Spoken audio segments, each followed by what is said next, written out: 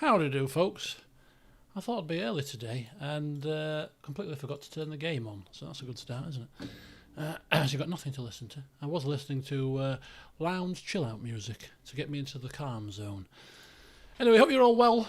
Happy Wednesday. We're halfway through the week. Well, we're more than halfway now, aren't we? So it's downhill from here.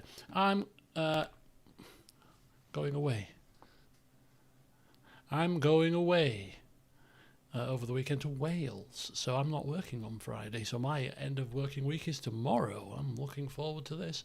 Yeah, looking forward to get away. Maybe this little weekend break will be more of a stress relief than the holiday was. Let's hope there's no catastrophes this time. So, yeah, looking forward to that. But good evening. Hello, Baz. Hello, Cham. Welcome. How's the week been? The week's been it's been all right. Monday, went to the office. Everything was fine. Felt pretty energised. Tuesday, somebody came to clean my car, fiddled with some buttons. Tuesday, the engine management light came on. So I was like, oh dear. I'm going to Wales on Friday. We can't have the engine management light on and travel all that way. What if something goes wrong? So I ring Volkswagen on Wednesday morning. No, Tuesday. Yesterday morning. Basically saying, explaining the situation, have you got any appointments? Not in Leeds until the 13th of August. So, this week ideally, not Friday, but this week. If you can find something in another dealership anywhere near Leeds, I can drive it there, not a problem. Knaresborough. We've got an appointment tomorrow. I said I'll drive to Knaresborough then, which is about 15 miles away from Leeds, 30 minutes. So, hello Malachite, welcome, good evening to you. And hope you enjoyed your swim jam. So, yeah, so that was my task today. Got out of bed at normal time. 7 o'clock sharp. Like if I was working from home, I'll get out of bed. Took my car to the dealership in Knaresborough, but between yesterday evening and this morning, the engine management light was no longer on. So I was in a quandary this morning. Do I go and get it checked out anyway, or do I ring them and just say, oh, it's gone off now? So I thought, no, we'll take it anyway. It's better safe than sorry. So what's happened, triggering it, can't be too careful. Anyway, they put it on the machines, and basically nothing wrong with the car. So yeah, must have been to do with the fiddling of the buttons and the ghost alarm that's on it. If you fiddle with too many buttons and put the code in wrong, it causes all manner of service lights to flash and stuff, but they don't usually stay on. They usually go off when you start the car with the pin. But anyway, so I'm assuming that must be what happened. So that's been my day today. So a bit of a crazy one. Tomorrow, packing and sorting myself out for Wales on Friday, and then on Friday to the same place that I went in April and the same place I went last July. The third time I'm going to this lady's B&B because I really like the location. I like the B&B, I like the rooms, I like the lady. She cooks me breakfast in the morning. It's the perfect spot to explore North Wales. It's great. So we're going back for a third time, which is unprecedented for me, to revisit the same places. I like to visit places new.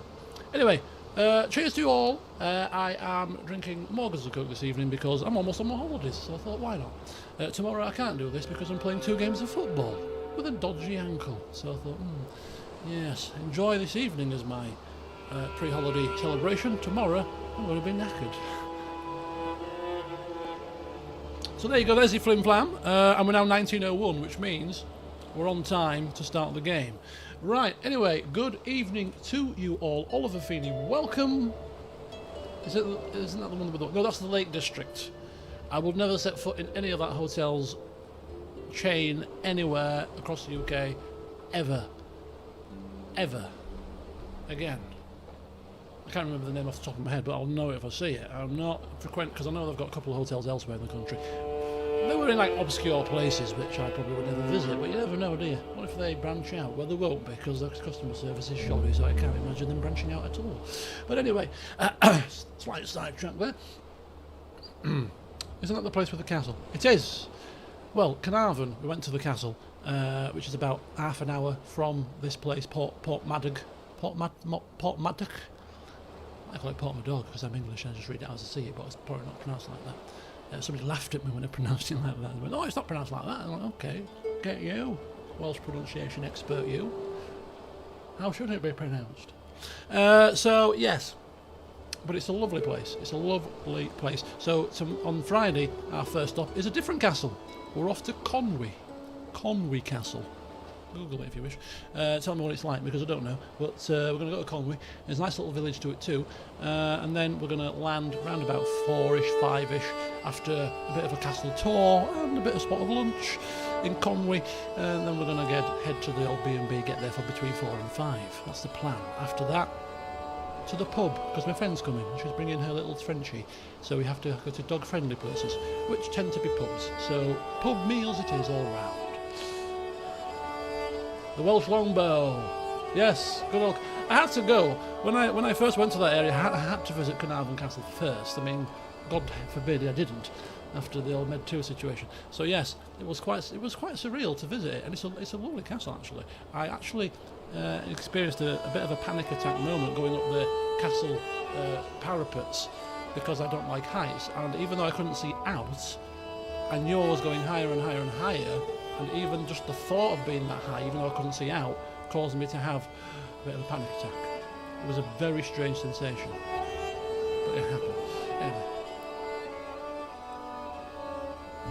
I think it was a combination of the height plus the very narrow, claustrophobic, spirally staircase combined, because I literally was crawling up the last few steps of it on my hands and knees.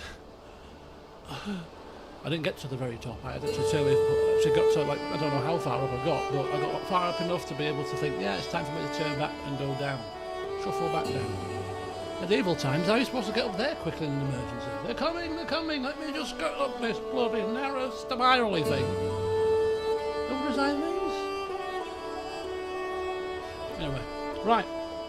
So, we're back again. We're back again for some live-action tabletop-style roleplay in the form of CK3, where the DM and the characters are roleplayed by AI, and I am playing me, as created by AI. Quite the series, right? Quite the series. Quite the concept.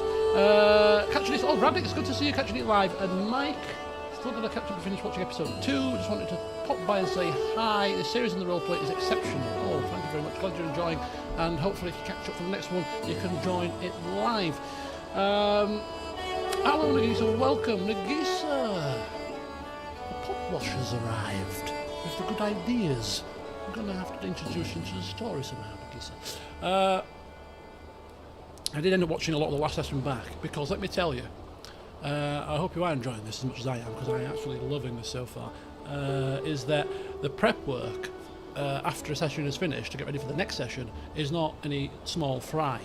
4 hours it took me to prep to get this documents updated and everything done so that we can roleplay seamlessly for the start of the session. It's not easy because you need to update things and send screenshots. So basically, the first update that I have to do, I'll just take you through it just in case you're interested. I'll take you through it. The first thing I've got to do is basically update everything that's happened in the session chronologically to update the chronology and all the interactions and the relationship source documents. So I got to get AI to ask YouTube AI, so AI asking AI to produce me with enough transcript and stuff to fill in any gaps and stuff. But it does obviously track what I've been role-playing in the session, so it's got a good idea what's happening, but just needs to fill a few blanks in. So we do that first. And then there's follow-up stuff based on what YouTube AI spits out, because that isn't always accurate. So then I've got to go back to certain bits of the video and just fill the blanks in. What did you do there? Why did you do? Okay, did that, yeah, blah, blah, blah. So we did all of that. And then you've got to then produce the source documents, which is quite a lot of source documentation. So when you're prompted to do that, it probably takes about 15 minutes to create all of that. I mean, obviously I can do other stuff while I was doing that. And then it spits out the source documents. And then I had a brainwave moment. And I thought to myself, because I'm constantly thinking about this series outside of work and how can I improve it and what can I introduce in terms of refining a few little bits. Hello, Liv, just seen your icon flash up. Good to see you. So I came up with, I thought, right, Theobald Scrolls.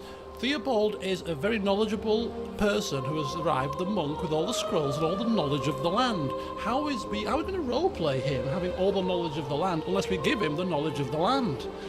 So last night I opened up ChatGPT at 9 in the evening and said, right, can you take me through all the screenshots and all the evidence that you need to update Theobald with the knowledge as reflected in his character sheet? Right, bang. Send me this screenshot, send me that, send me the screenshot of this ruler, send me a screenshot of this, send me a screenshot of that, blam blam blam blam blam blam blam blam blam. 2.5 hours later, and about 80 screenshots later, Theobald Scrolls, which is now a source document in the project folder, contains all the knowledge that should we ever inquire about anything that's happening in the immediate region, that's happened recently at least, Theobald will have extensive knowledge about everybody that's important in the area. Now, I've obviously had to feed that information in, so I've seen a lot of this information, and let me tell you, it's quite revelationary. I had at least 8 or 9 moments of, oh, is that the person? For example, I'll give you one snippet. The rest of it you're going to have to find out through the roleplay, unless you ask any specific questions during the live chat, is that, remember that guy who we escorted to the north, and he was the steward of the Earl of Lindsey, who's now our patron? That wasn't just his steward, it was his son as well. Quite an important person is entrusted to our safe passage. Didn't realise that at the time. It would have made it even more of a pressure situation. But we escorted him safely, and he's still up, apparently, in Northumberland at this moment, or Northumbria, at this moment in time, with that tyrannical Aella fella. But what we also didn't know until Theobald's Scrolls, perhaps Master Damian got a big quick glimpse by the fireside as they were sprawled open, is also that the Earl of Lindsey, who's our patron, is actually the heir to the petty kingdom of Mercia. You know what I mean? I haven't actually tried feeding the save file in. Now, actually, Nagisa, that's quite genius. I'm sat here for 2.5 hours reading the individual screenshots, and I just have to upload the game save. I'm going to have to try this after today's session. This could be the biggest shortcut known to man. Hey, there was I think I was doing something clever. No, I'll give that a try. Good idea. I actually quite like it. Thank you. So yes, the Earl of Lindsey is the heir to the petty kingdom of Mercia. Now, Burgard is the petty king. There you go, primary heir, Earl of Lindsey. So we could have a very important patron. And I'll just give you one more snippet of information, and then the rest of it you have to discover. We'll just see if we can discover it naturally through the roleplay. Obviously, I say I've got to feed it the information, so I've seen it, you know what I mean? But the marriage intricacies of, and if you never use AI for anything else, and you're kind of interested in dabbling or whatever, it is absolutely fantastic at reading everything that intertwines in this game. So you give it the screenshots, unless you can again go for the game save, of all the different rules, and then it asks you further questions. Send me that, and who's this, blah blah blah blah blah blah blah, and it maps out how they're all married and how they all intertwine and how there might be some political motivations for how this is. It was a fascinating 2.5 hours, let me tell you. That's why I did it, because the more I was getting into it, the more I'm thinking, who's it? Oh, wow, that's him. Oh, it was all fascinating stuff. But there you go. So I will just finish by saying it. Yeah, Alfred. Hello. Yeah, I might that one. Pull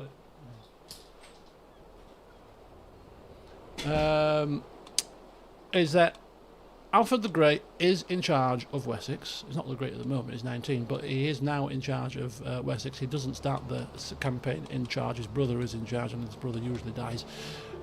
So he is now in charge, and obviously Theobald has got quite an interest in Alfred the Great. Hello, Crazy Canuck.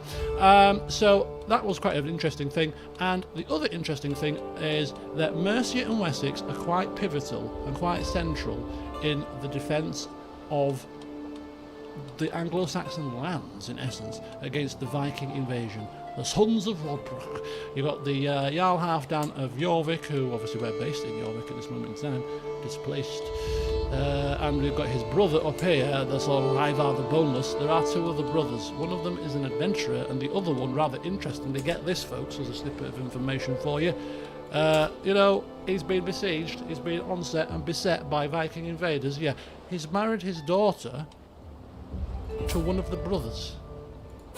Snake in the eye, the Jarl's Sjavund. How? Why? There's an interesting conundrum there. Your own daughter's married to the brother of the people that are attacking you. Interesting. So that was quite an interesting snippet that I picked up through some, you know, behind the scenes work yesterday. And yeah, the intricacies and the marriage alliances between Mercia and Wessex are very strong. And Mercia and Wessex are not just they're defending East Anglia and Northumbria, both of them. So that's almost like they are sort of the, you know, standing up for the Anglo-Saxons by assisting in the Northumbria War and the East Anglia War, which are the two wars by the two brothers, to try to repel them. It's fascinating, and I don't know a great deal about this time in history, but it must be quite a pivotal time because of all this is happening, and the timestamp is there. So it has inspired me to do a bit more reading about this period. But yeah, quite interesting pickle going on, and as somebody said, I think it was Marsh and I, we're not involved in it, but we're observing it as wanderers, which puts a different slant on it, and I think it's quite fascinating. But yeah, had some fun, and hopefully some of that will come out in the roleplay naturally. So there you go. So yeah, a lot of prep work required, which might be slashed in half, maybe even quicker if it reads the game file after I speak to it later. Maybe so, thank you. It's probably going to say no. Oh no, the computer says no, we can't read a game file yet. Send me another 150 screenshots, please. Right, the story resumes. The final chord had long since vanished into the Yorkshire dark. Beyond the completed perimeter, fires burned beneath the walls of Leeds. Every so often came the groan of timber, the distant crack of a mallet against a siege frame, or the muted shouts of men who had made war their evening labour. Within the Golden Oak, another kind of work awaited. Barrels had been counted, space had been cleared around the central fire. Invitations had gone out into a land where the road shifted beneath armies, and promised guests might become delayed travellers, a frightened refusal, or a corpse whose answer would never arrive. Leonard sat among them beneath borrowed shelter, his lute close at hand. He had sung well enough to be fed and listened closely enough to be remembered. That bought him a night. It did not buy him, as of yet, a place. Around him stood a company stronger than it had ever been, and therefore burdened with more to lose. 6 days remained before the revelry. Leeds remained under siege, and the Golden Oak had not yet decided whether it was preparing to celebrate beside the city or prepare to leave it. So that's where we left off last time, a rather successful session we had. We expanded the party, including 2 created characters from you guys. Baz is still waiting eagerly for his character to be announced. It's up to the DM when they arrive. And the DM has set certain conditions for their arrival based on the type of character they are. So I assume that Ollie arrived because we were having a bit of revelry. If had we not done revelry in the last session, Ollie may not have appeared, which I think is quite fascinating, really. It really is. Anyway, we start with revelry, and we might be spending a little bit of time in camp because me, as in Master Damian, has got some things to say to people and sort out before we decide what we're going to do next. So yeah, don't expect the game to start ticking anytime soon, but this series is not about the game ticking. This series is about the roleplay, the characters, building up that kind of story and getting to know them and stuff. So, you know, that's what it's about, right? So he comes when he comes. Witcher 3 playthrough. I'm going to have to play through that game again, closer to the time to when that new expansion's coming out. I'm looking forward to that. I can't lie. Right, so we are at camp and we're about to undertake some revelry. Now what I'll do is I'll play the revelry. I don't know what happens with the revelry, but we've also got stuff to do. One thing that we do know, again, last snippet of information before we go you know, to Theobald for the rest of any politics around here. But yeah, the besieger of Leeds is Earl Aelfwald, who is the Earl of Westmoreland and the obviously liege to Petty King. He's not anything more specific than that, but this is the man that is leading the assault on our beloved Leeds. Yeah. Yeah.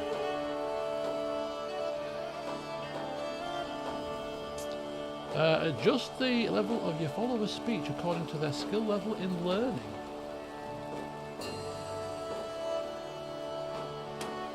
The Last Kingdom. Oh, so is the Last Kingdom based on this particular time period? Because I would be very interested in watching that. That's actually a good idea, Nagisa. I wonder if you can do it now. Bear with me.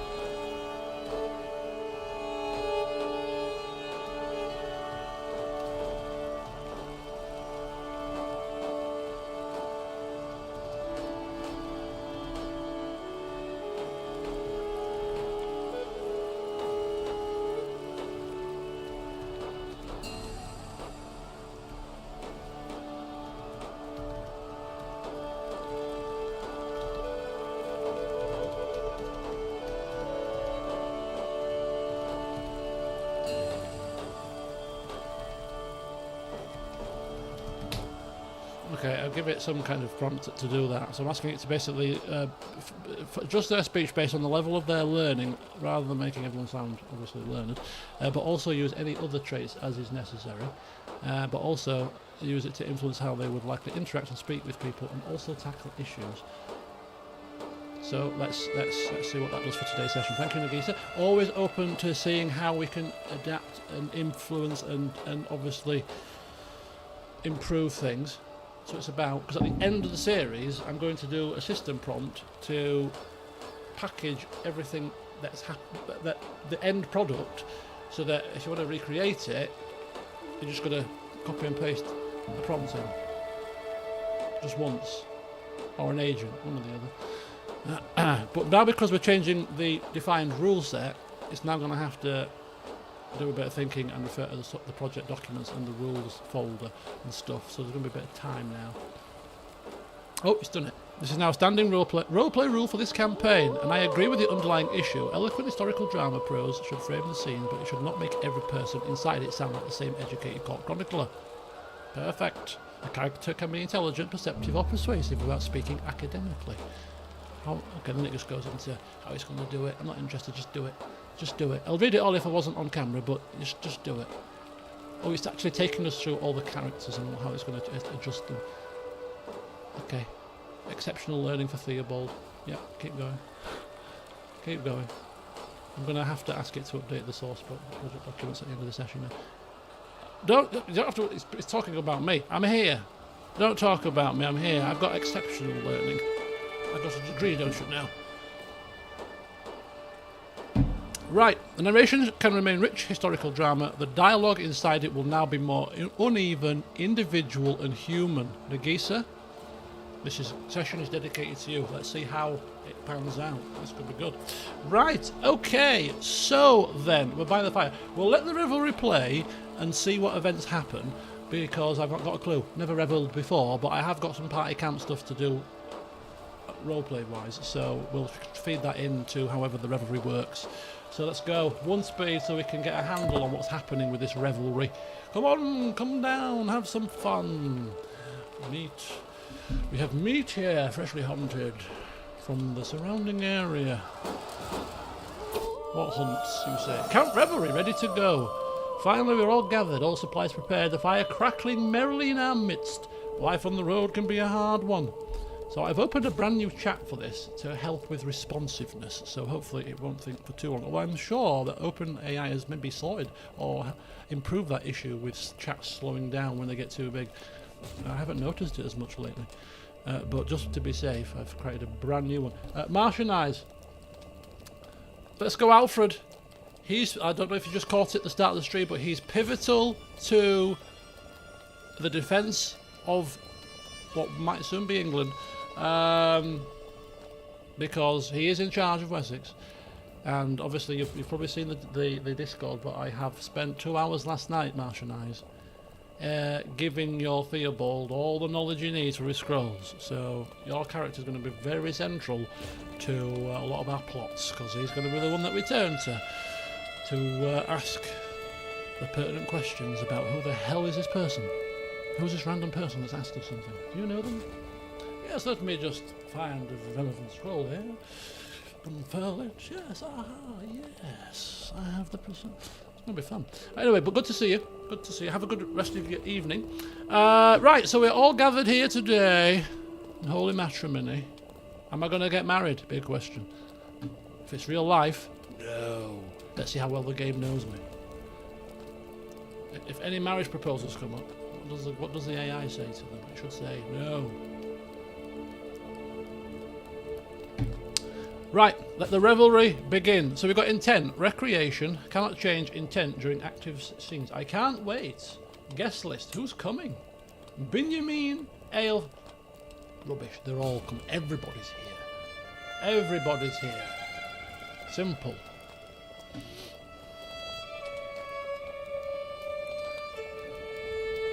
Benjamin Aelfwine. That is everybody, isn't it? Benjamin. So Aelfwine is the steward. Twinkle Toes is there. Withers is there. This is everybody. There's nobody else.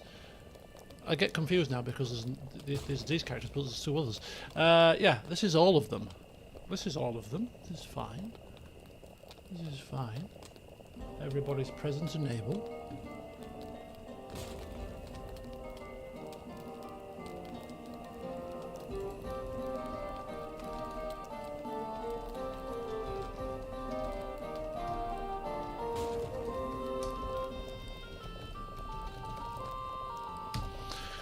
Right, so the revelry has begun. So there's carousing, lively cheer. Oh, there's actually oh, we're going to get some events here, aren't we? Because there's going to be a variety of events that help to determine how of carousing we are.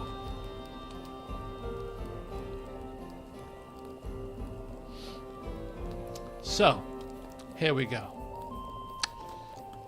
The golden. So for 6 days the camp had prepared. Casks had been shifted beneath the canvas. Benches had been dragged into an uneven ring around the central fire. Meat turned slowly above the flames, fat hissing whenever it fell upon the coals. Oh, I'm tasting it. I can taste it already. Beyond the perimeter, Leeds remained a city under siege, but tonight its distant hammering seemed almost part of the music. Guests had found their way to the Golden Oak. Whether they had come for friendship, curiosity, opportunity, or free ale remained to be discovered. Withers stood beside one of the cooking pots, watching it with far greater concentration than any man ought to grant a stew. It's hot, there's plenty, and nobody's stabbed anyone yet. That's a good start. Twinkle Toes adjusted his clothing and surveyed the gathering as though I had commissioned a royal court rather than a row of benches beside a muddy road. Give them 2 cups each before discussing politics, 3 before asking what they truly think of us. Cyborg had already walked the perimeter twice. She returned with her arms folded. Guests are here? East fire's too bright, so I moved it. How do you move a fire? No speech, no ceremony. The danger had been considered and dealt with. Right. Ooh, let's have a look. Theobald lingered near the edge of the firelight, attempting not to stare too openly at the guests' clothing, badges and travelling gear. He'd already noticed something. Damian could tell by the way the scholar's fingers hovered near the satchel containing his scrolls. What's he spotted? Right. Let the revelry begin. The first cups were raised and the first song began. Somewhere among the laughter, the guests began forming their judgment of Master Damian. Judging me? I'm supposed to be celebrating, you morons.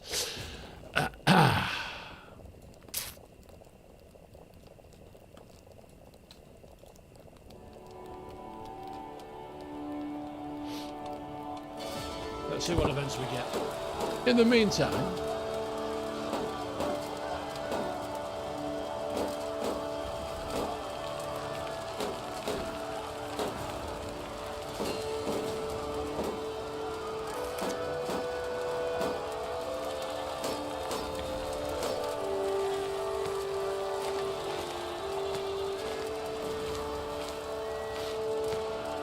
So how does revelry work? Does anybody know? Are we supposed to be doing something? Oh, hang fire. What are we doing here? You're engaged in camp revelry. 3 months! Bloody hell, fire, that's some party. 3 months? What's happened? Benjamin and Elfwine bonded by the fire. Oh my god, things are kicking off here. Right, so we're going to roleplay in between the events. This is going on for 3 months, folks. And we're not going at breakneck speed. We've got a 2-speed. We've got a 2-speed here. What have we got? Camp Revelry. Test your wits.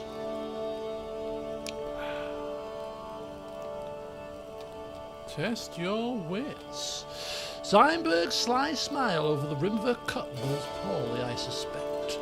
Come on then, Damian, let's see if your mind is still sharp after all these days on the road. She gestures with the cup with a flourish. A riddle, perhaps? What was activity log? Oh, there you go. Oh, I think that's important to show our AI friend here. Benjamin with the Rithraid shared cultural experiences. Benjamin shared a delicacy from the home country with everyone. Carousing's increased. Signburst also Benjamin sharing the delicacy. Oh, this is good stuff. We like this. Let's get this. Let's get this. Excellent. Benjamin and Rithraid shared cultural experiences. Benjamin and Elfwine bonded by the fires. Well, we're going to bond even further, Benjamin, because don't think you've escaped a nickname, my friend. What the hell do you think you're doing? Can't keep calling you Benjamin. I'm easily confused. Right, so guest list remains the same. We've got activity logs of stuff happening. So all good stuff. And they've given up on the siege, have they? Oops, the daisy, let's go. Come here, come hither. Oh, they have! The siege ends whilst we're carousing. Perhaps they heard that we were carousing and they thought, oh, let's not bother with this. Let's go. There's a party over there. Look at them. They've been going on for weeks. Let's go down and say hello. Right, let's have a look at this. The first unfamiliar thing Benjamin placed before them looked modest enough. A small dish carefully wrapped, protected through weeks of travel with greater care than some men give to their boots. Benjamin.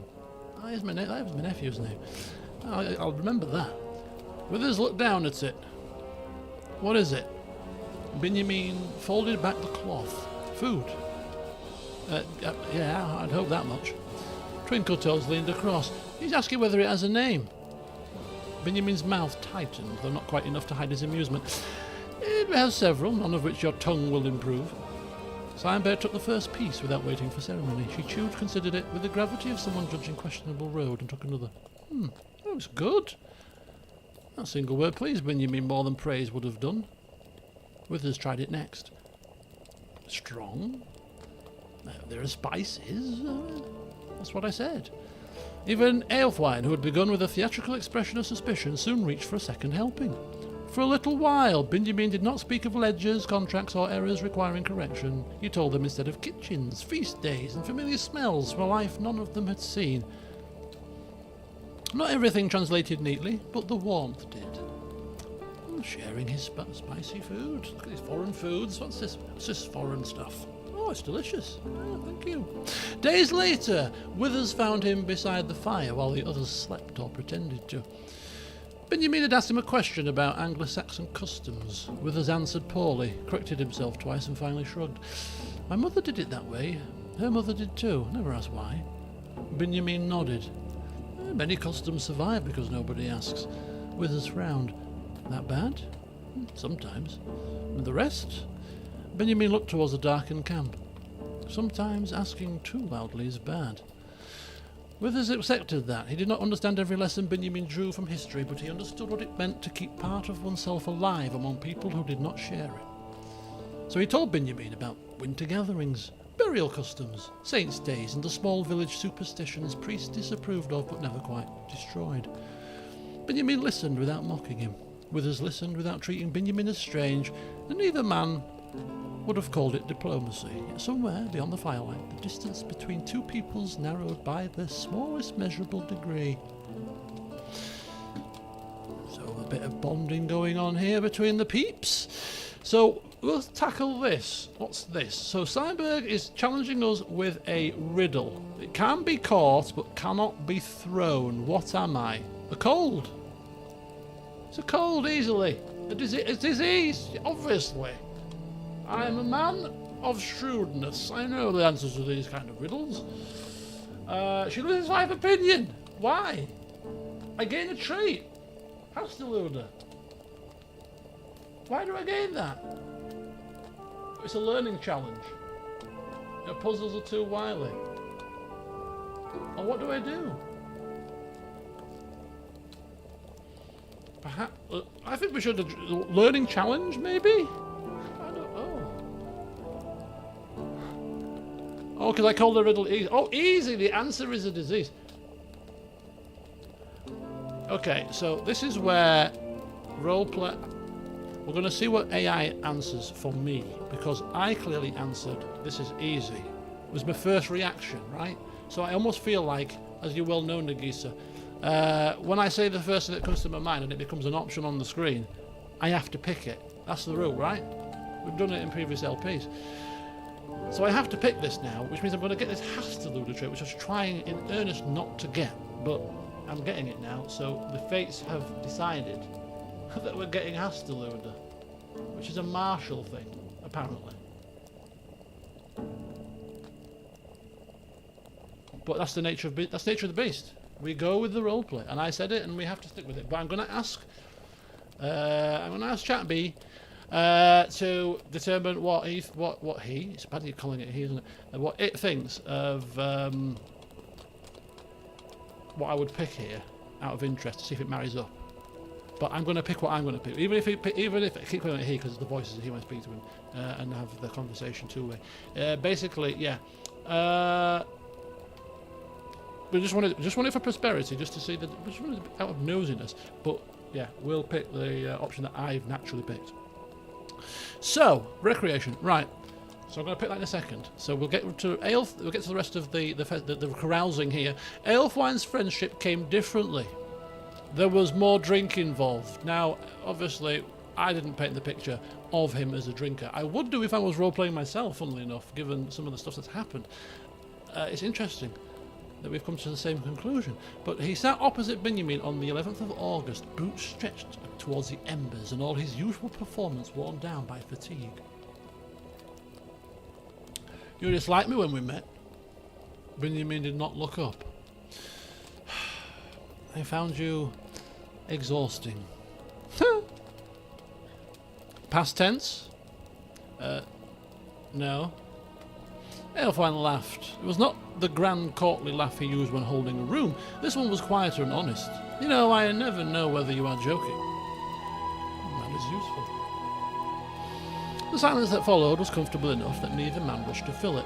Eventually, Aelfwine spoke of roads he had travelled, places where charm had opened doors, and other places where it merely delayed the beating waiting behind them. Benjamin spoke less, but when he did, it was without the usual shield of correction and criticism. The fire sank, their cups emptied, and some tightly held burden eased in both of them. By morning, neither would admit to having said anything sentimental. Their opinion of one another had nevertheless changed. And final piece of activity is happening as the campfire roars on. Theobald had watched much of it from beyond the strongest firelight. He recorded no private confession, only dates and visible facts. Leonard noticed more than he said. And me? Well, I began to understand what the revelry had truly purchased. Not entertainment. Time. Time for Seinberg to taste something foreign. Time for Withers and Benjamin to speak across the boundary of culture. Time for Aelfwine to stop performing long enough to be known, and the Golden Oak was no longer merely travelling together. Slowly and unevenly, its people were learning how to belong together. Right, let me see. So we're bonding happily over the fact... Have we not actually... done this yet? Let's see. Right, here we go, folks. Let's see if whether or not we come to the same conclusion. This is the first test. It's passed many tests. It's got me quite accurate for a lot of things, but this is just another test. Easy. The answer is disease.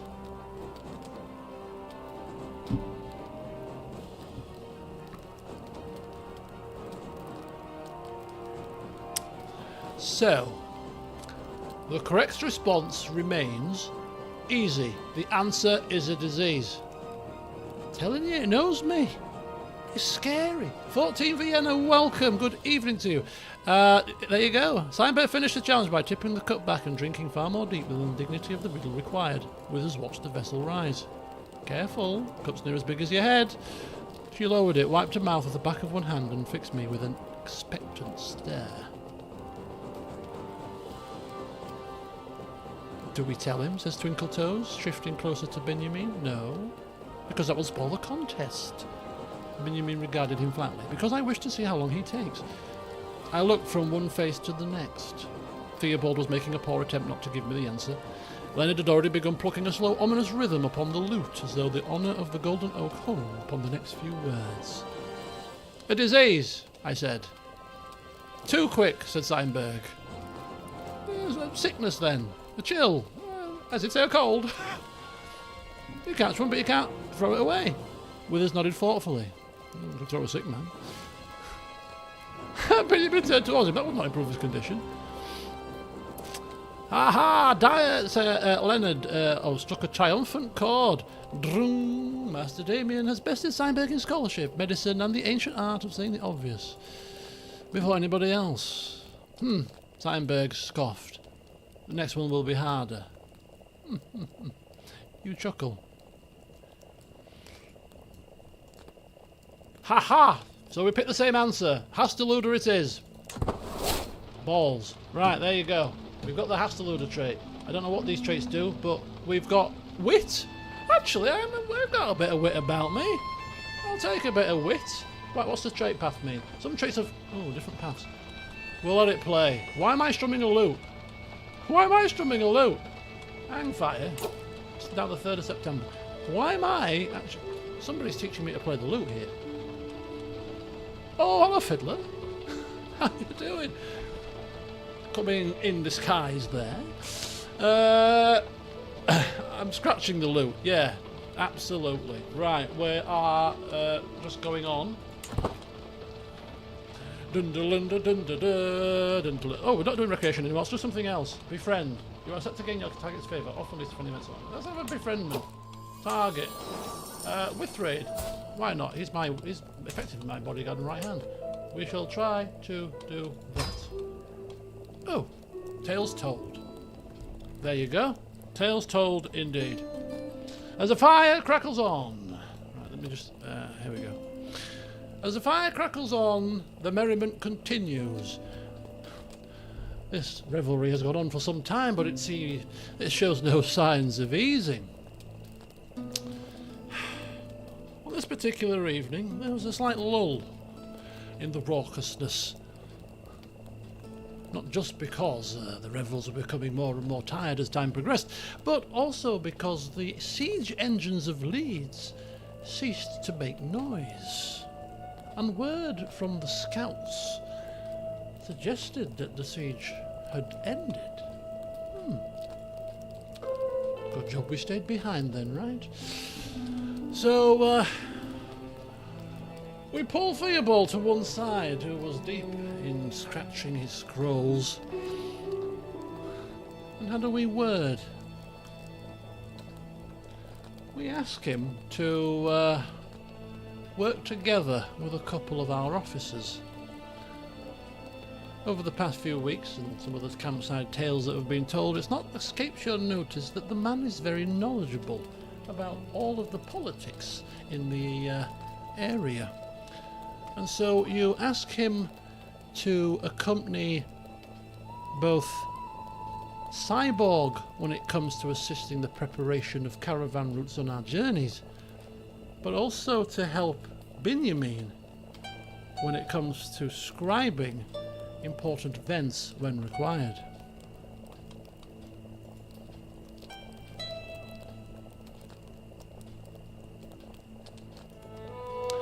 So we are giving Theobald an official job, basically. We are asking him to accompany Steinberg with her caravan master duties, and using his vast knowledge to maybe help us plan safer routes but also, of course, helping Benjamin, who's our official scribe when it comes to all diplomacy kind of contracts, to also assist in making sure that the records are accurate and don't contain any assumptions where assumptions need not be made.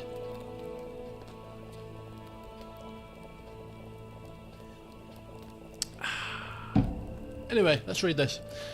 And then, Withray gesticulates wildly as he weaves a story that by now has been quite a long time in the making. He tumbled like a sack of bricks. It hit him right in the head, it did. Withray soaks in the acclaim of the gathering with a satisfied smile. It was quite a tale of daring do. The assorted company still seemed quite agog, trying to cajole another story from Withray's lips, so we can ask him to do another one. Or we can just say it's a fine tale. 85% of the tale is even better. I mean, we like Withray, and clearly the tale has gone down well, so I'm thinking we will see if he will be kind enough to give us another story.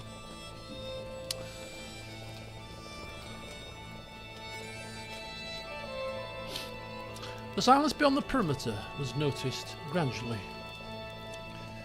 For weeks, Leeds had marked the passing hours with violence, the hammering of timber, the groaning of engines, the distant cries of men hauling stone and rope beneath the walls. That night there was only the fire. At first the revelry continued around the absence. A song began, someone laughed, Withers loudly accused Twinkle Toes of hiding the better ale beneath his bench. Then one of Cyberg's scouts returned. The siege was over. No one yet knew enough to say what that meant. I looked towards the city, its dark outline unchanged beneath the night sky. Good job we stayed behind. Cyberg gives him a sideways glance this time. It was not disagreement, merely a reminder that good results do not always prove good judgment. Nearby, Theobald remains bent over his scrolls, scratching fresh marks into a map, already so crowded that only he could follow it.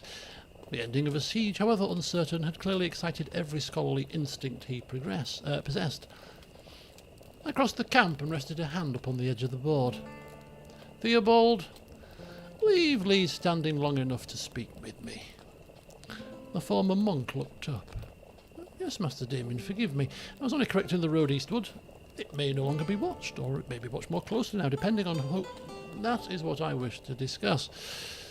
I drew him a little farther from the fire. Cyberg joined them after finishing with the returning scout. Benjamin approached more slowly, still holding his cup. You've proven you understand more than roads, I said. You understand why roads become dangerous. Theobald lowered his eyes, though his attention sharpened. I try to understand. From now on, when Cyberg prepares our journeys, I want you beside her. She knows wagons, guards, ground and danger. You know borders, banners, and which lord may have filled the road with our men since we last travelled it. Cyberg folded her arms. He tells me what might be there. Exactly.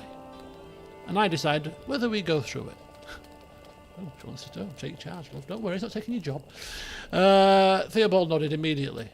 Of course, entirely. Maps are arguments, not commands. Good, she said. And then I turned towards Benjamin. And when something important must be recorded, Theobald will help you. Names, families, dates, whatever wider meaning may be useful. Benjamin looked from us to Theobald. Help? Help, I confirmed.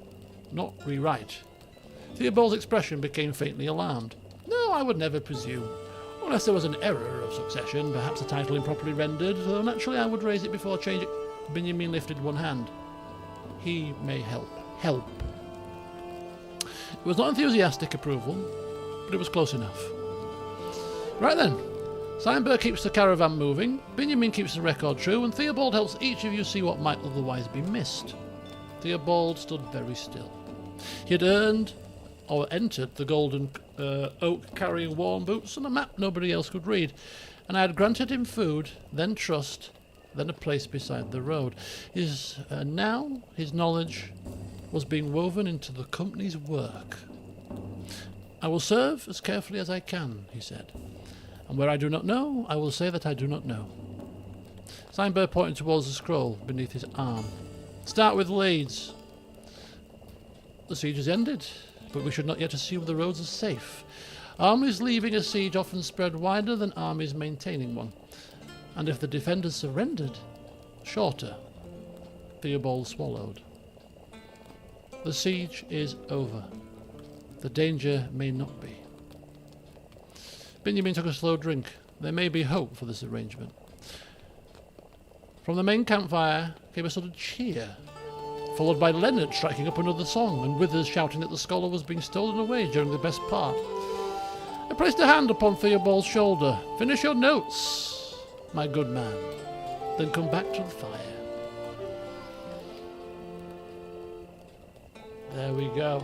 Another tale, please.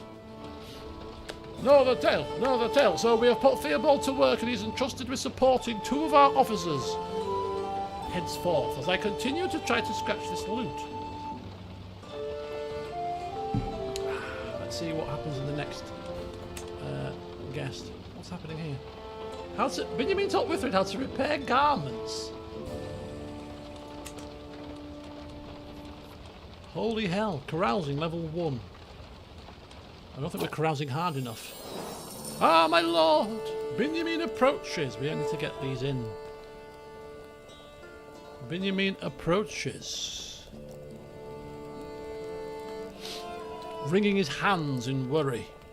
I don't know where Withred is. It has been quite some time.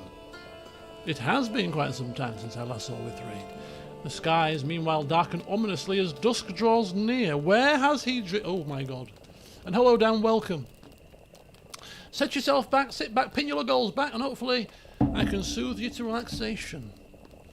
Who knows?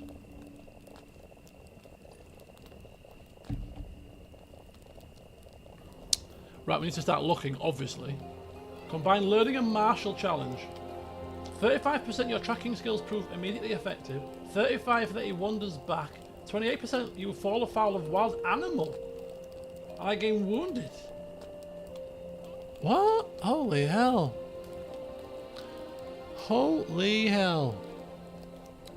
Right, we need to go start looking. Oh, I've gained 25 positions and with the raiders gained the trait gardener. How's it? What's he been doing? What's he been doing? Going off doing gardening.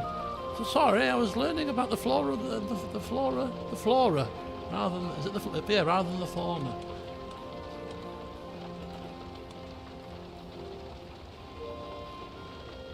Absolutely. 2 days left until the end of the carousing. Right, this is perfect timing. In fact, we'll get the final entry. Well, it was a wonderful revelry. Everybody loses 50 stress. So, do you know what? It was successful enough. Clearly, we need to refine the art of revelry, but it was our first revelry. Ostrich died. Who's Ostrich? Oh dear. One of the followers that we were following, pinning. But anyway, the fire sputters. The forager returns. The first search party had barely crossed beyond the nearest tents when a familiar figure appeared through the dusk. Withred walked towards them with an easy stride, one hand holding a fold of cloth, heavy with dark berries. He stopped when he saw us, Seinberg, and several torch-bearing companions glaring at him. What? Nobody answered immediately. Withers looked behind himself, apparently wondering whether some danger had followed him from the hedgerows. Something wrong? You vanished, says Seinberg, stepping forward. I just went over there. He points vaguely into the darkness. That is what vanishing means, when nobody knows where there is. Withers glanced at the torches. You came looking? Obviously, we say. You've been gone for some time. Oh, but I found berries. Have you been drinking with us? What's wrong with you, man? He told me off for going and getting contracts without waking him that morning, if you remember, and now look what he's doing. And I think I need to remind him of that, actually. Benjamin arrived from the fire shortly afterwards. You left a gathering at dusk and told nobody where you were going and returned carrying fruit. Yeah, but they won't pick themselves. Benjamin stared at him. That does not answer any part of what I said. Twinkle Toes appeared behind him, his cup still in hand. Them cups. I think it answers the most important part. Are they good berries? Can we make wine from them, perhaps? Is that what he's thinking? Steinberg slapped his hand away before he could eat one. Oh, I already ate some, said Withers. When? While picking them. And if they were poisonous, said Steinberg with a hardened expression, then you'd have found me quicker. Look, get your backside back in camp. And I'm telling you now, Theobald inspected the berries with greater confidence than Steinberg expected, identifying the safe ones and setting aside several crushed pieces. Hello, Stefan. Benjamin noted this quantity. Steinberg ordered them clean before they entered the stores. Maybe they could plant some near camp while we stay a while, perhaps, as with us. No, we ain't staying long enough for you to plant berry seeds. Right, so he's returned an unlikely gardener. And when Steinberg had finished reprimanding him, the berries were shared around the fire. Naughty. Withers, I expected better from you. Withers, I expected better from you. You told me off from heading out to look at contracts in Jorvik without waking you, and you pull a stunt like this. Listen, don't do it again. Tell us where you're going. You just never know in these parts. Lesson learned, alright? I'm going to give him a stern telling off here. You can't just go wandering around, not telling anybody where you're going. What on earth? Wonderful revelry. Oh, we're still going. Look, can you revel longer? The camp revelry has concluded. We have lost the 5th finished camp revelry. Oh, we failed to befriend anybody because we didn't do it early enough. Oh well. We need to decide where we're going next and what the next plan is. We have one contract for diplomacy. Earl Iolo of some random place. Now, I think we went and checked we'll go back to visit Leeds first, just to make sure there's nothing else happening here, and then we're gonna head out to see what we're gonna do. I think this one is a strong contender. We shall see.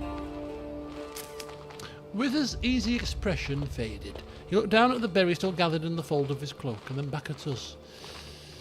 Ah, you're right. He shifted his weight, plainly uncomfortable, not with being corrected, but with knowing the correction was deserved.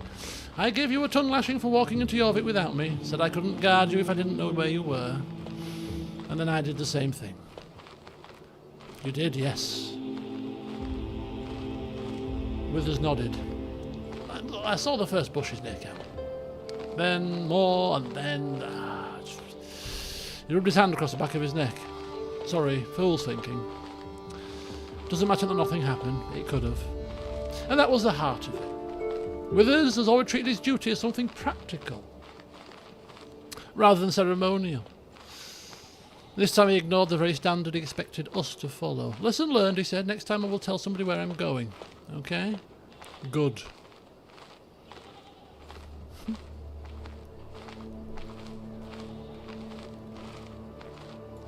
Narrative consequence. Withers accepts the rebuke without resentment or excuses. A mutual rule is now clear within the Golden Oak. Nobody, including me, leaves camp without ensuring somebody knows where they are going. Health and safety, folks. Manager's instincts kicking in here. Always tell somebody where you're going. Glad we got it in. Very good.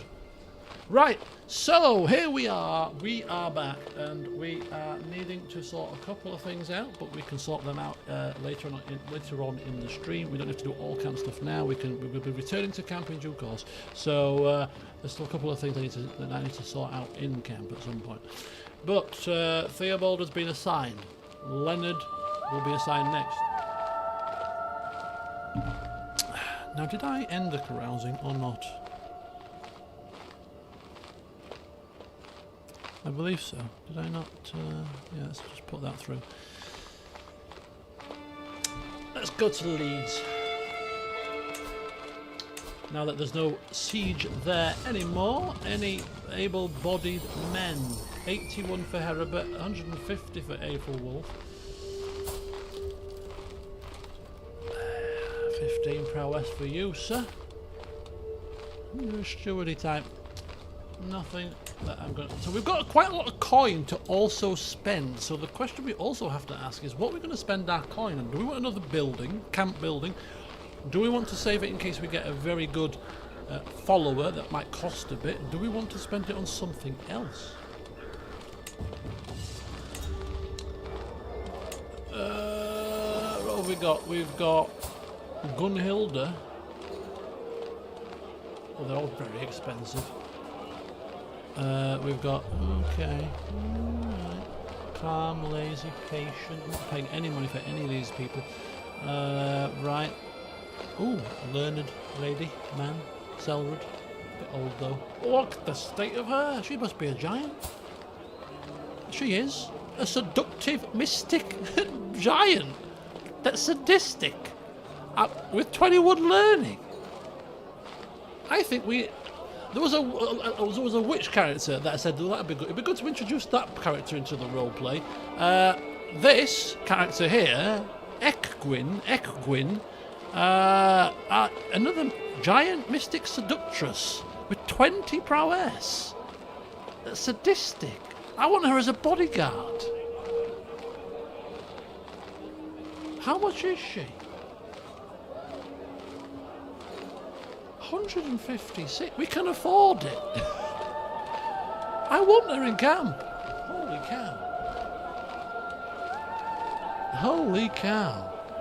A chaste seductress. How does that work? That's very interesting. I mean, you don't have to do it, do you? You just have to do the seduction bit. Maybe she uses it as a form of intrigue and never gets to the bit where you need to do the bit, if you get what I'm saying. The camp revelry is drawing to a close. Right, the fire no longer. No, I'm not going to take this script here because I haven't finished it in camp. Although we have finished in camp. A wonderful revelry was had by all. Twinkle Toes raises a final cup to the golden oak, he says, and then everybody follows suit. Benjamin needs a nickname. We haven't forgotten, and he will not escape. As will Leonard also. Giants to get a big boost to some schemes. What should we go Marshall?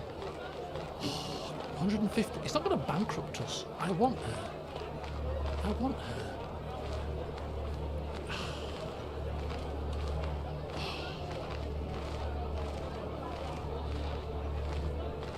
Sadistic but calm about it. I will sadistically beat you to death, but be completely content and calm, and do it in a very methodical manner. Bin Man, did we call him? Count Binface we should call him. I jest, but you know what? There's no better. She's a walking meme. Oh, I want her. And if I can't look past it. This is one of those moments where it almost has to happen. Could she be our court physician? Can she? We've got a court physician.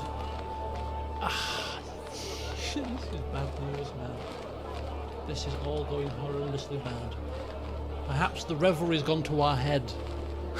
We're walking into to Leeds rather, with a hangover.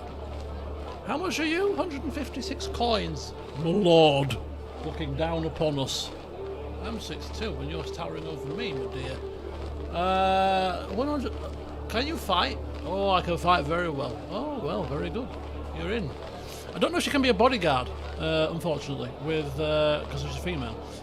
But she certainly can't be a knight, but maybe she could be a bodyguard. If she can, she's sadistic, yeah. Cross me, she'll sadistically kill you.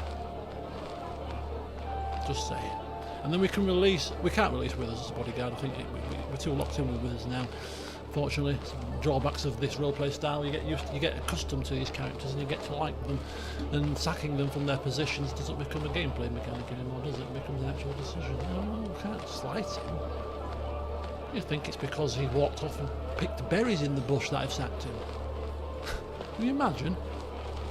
It's like office gossip. He'll be speaking to all his companions. He sacked me because of that berry incident, you know. I know he did.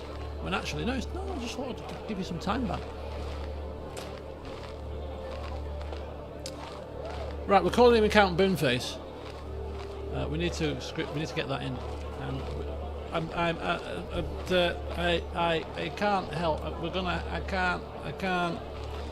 I can't. Look, Pat, this could be catastrophically bad. We could spend this money on a building. We can spend this money on a building.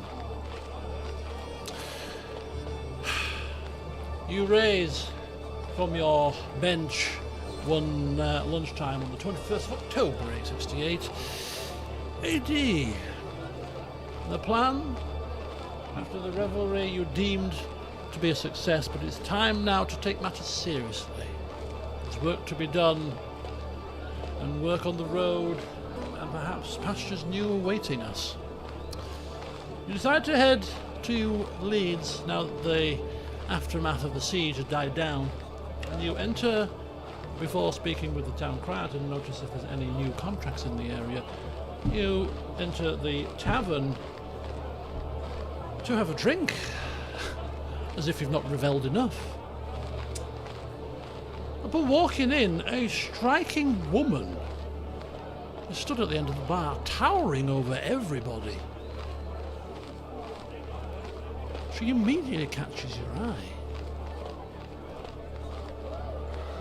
You can't help but, after ordering your drink, sidling over and introducing yourself, and invited the lady to sit down at a table for further discussion.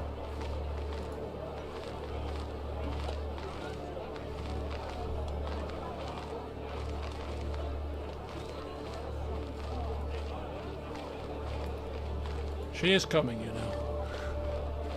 She's got to come. You can try to seduce her. We all have our flaws after all.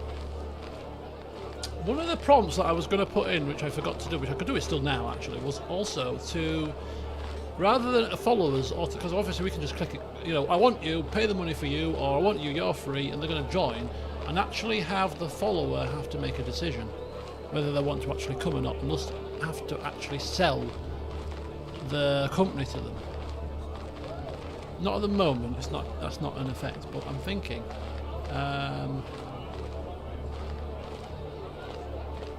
Purdy! Oh, of course. Now she's definitely locked in. That's definitely locked in. Leeds had changed.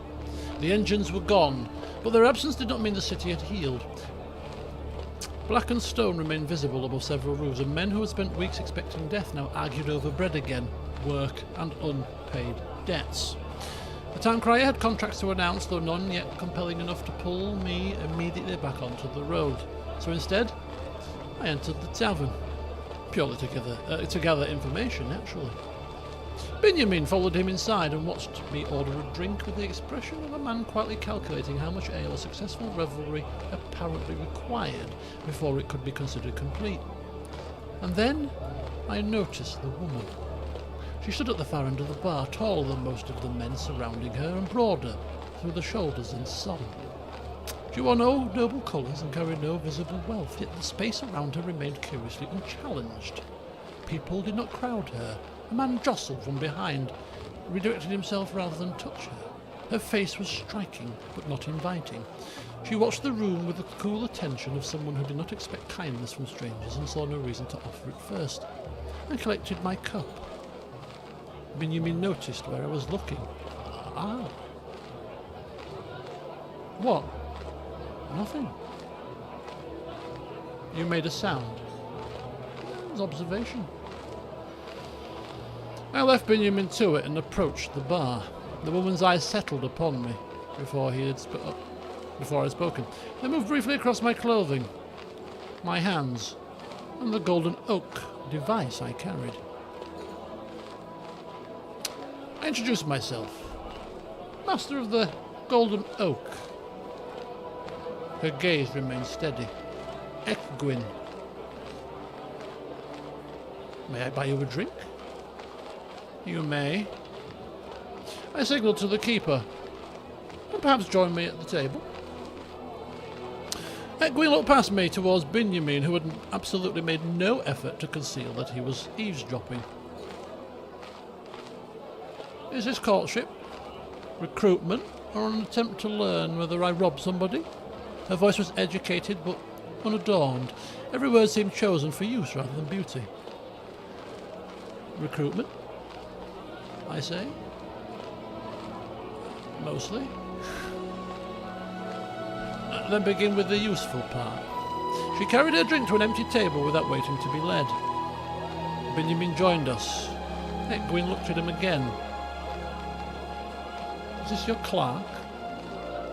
A scribe, Benjamin corrected. I heard the smallest movement at the corner of her mouth. What work are you seeking? Work that pays, she says. Okay, that narrows it down a touch. Benjamin leaned back, slightly. He appeared more interested now.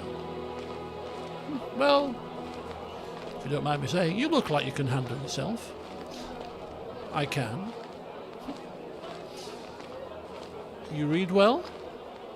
I do. Her eyes sharpened.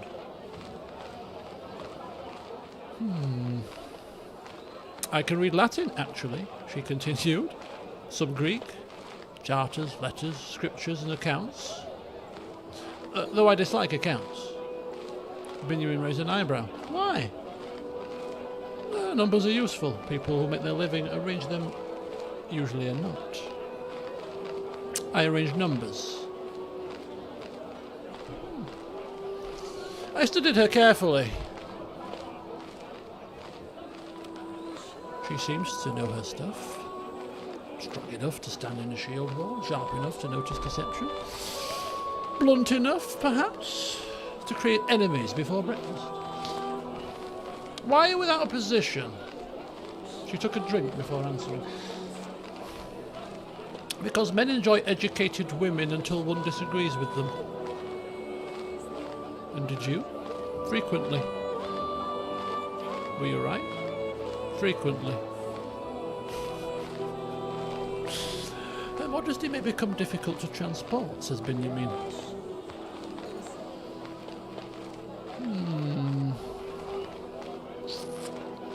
The Golden Oak travels. We take contracts where they are worth taking. The roads are uncertain, the work varies, and nobody's promised comfort. Authority, she says. Mine. Advice. Given freely. Pay. Oh, well, work allows it. Food. Plentiful. A corner of her lip curls. Okay, what do you require? Competence. Loyalty. Honesty. Compassion. Where required. Equin's gaze held ours. Honesty is expensive. So is betrayal. Silence sits between us. Around the tavern, Gunhilda waited patiently while Selraid appeared to be attempting to charm someone who'd already refused him twice. Edwin glanced towards them and back to us. There are 3 people looking for work here, you know. I noticed you first. Your expression cooled by half a degree.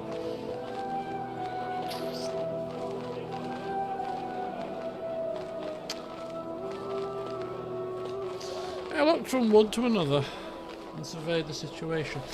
They had known each other for a minute and were already testing one another like rival advocates.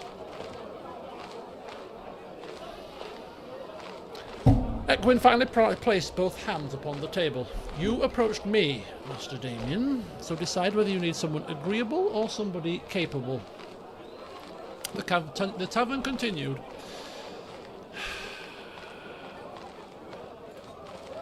£145 coins was the price to pay for this lady's services.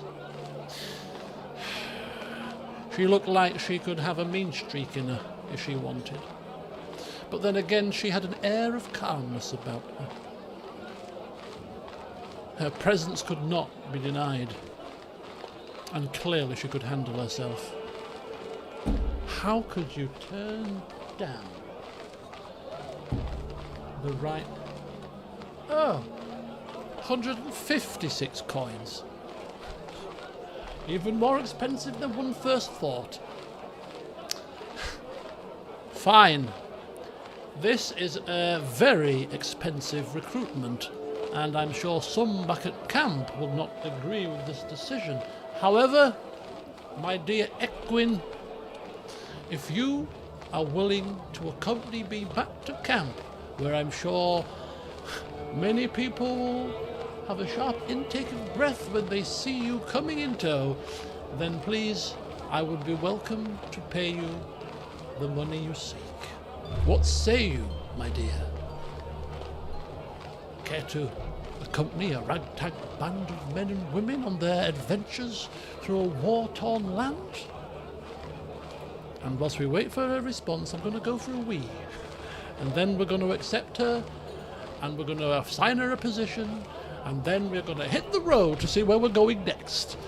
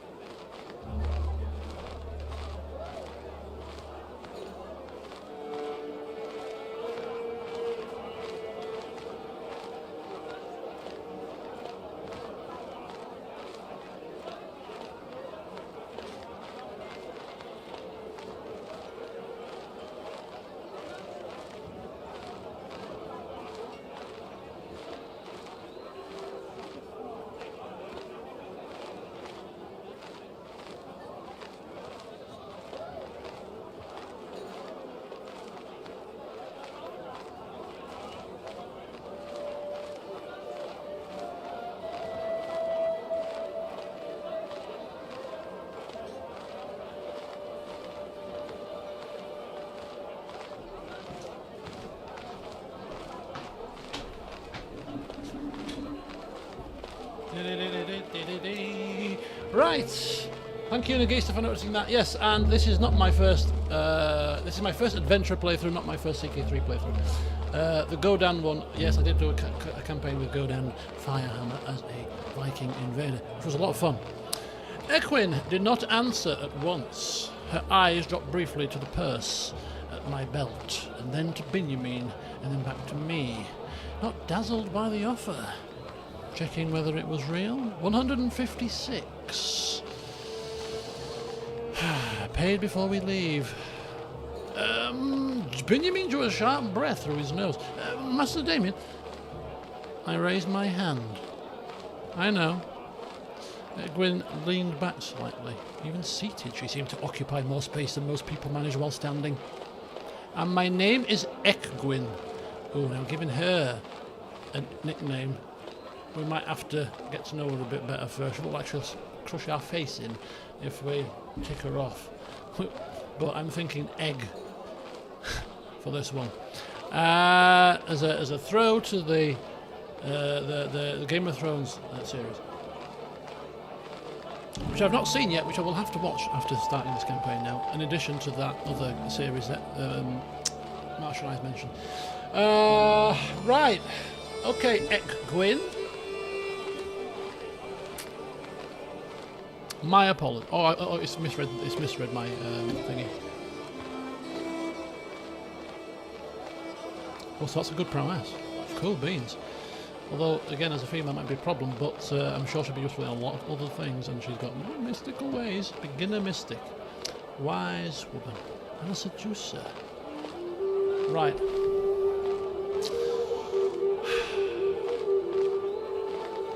You have offered a great deal of coin to a woman you met beside a tavern bar. I've made worse decisions for less. Benjamin muttered into his drink. Foundation for employment. You disapprove, she says, looking at him. I have known you for the length of a cup of one ale. And him? Long enough to recognise the expression he wears immediately before spending money. Which is probably true, because I usually grimace when it comes to spending money, so, you know, probably knows me very well there. But as much as I'm grimacing, it's almost like one of those things that you see it and you just want it. I'm naturally like that in real life. If I see something, I'll think, right, I want that. It's usually cars. I don't care how it has to happen. That's the car I want. I'm having it. It's simple. It's the same situation. We walk into a bar, we see this lady, and it's like, yep, we're having her. Yeah, but it's 156, and you know, hand up, Benjamin. No, we are not leaving without this lady. End of matter. I rest one hand upon the table. The golden oak is capable people. You appear capable.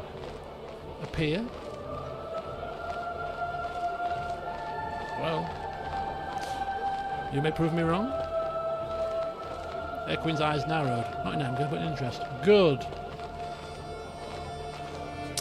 Then hear my terms as plainly as I have heard yours, she says. I will travel, I will fight when fighting is required. I can read what most men cannot, and I notice what many prefer should remain unnoticed.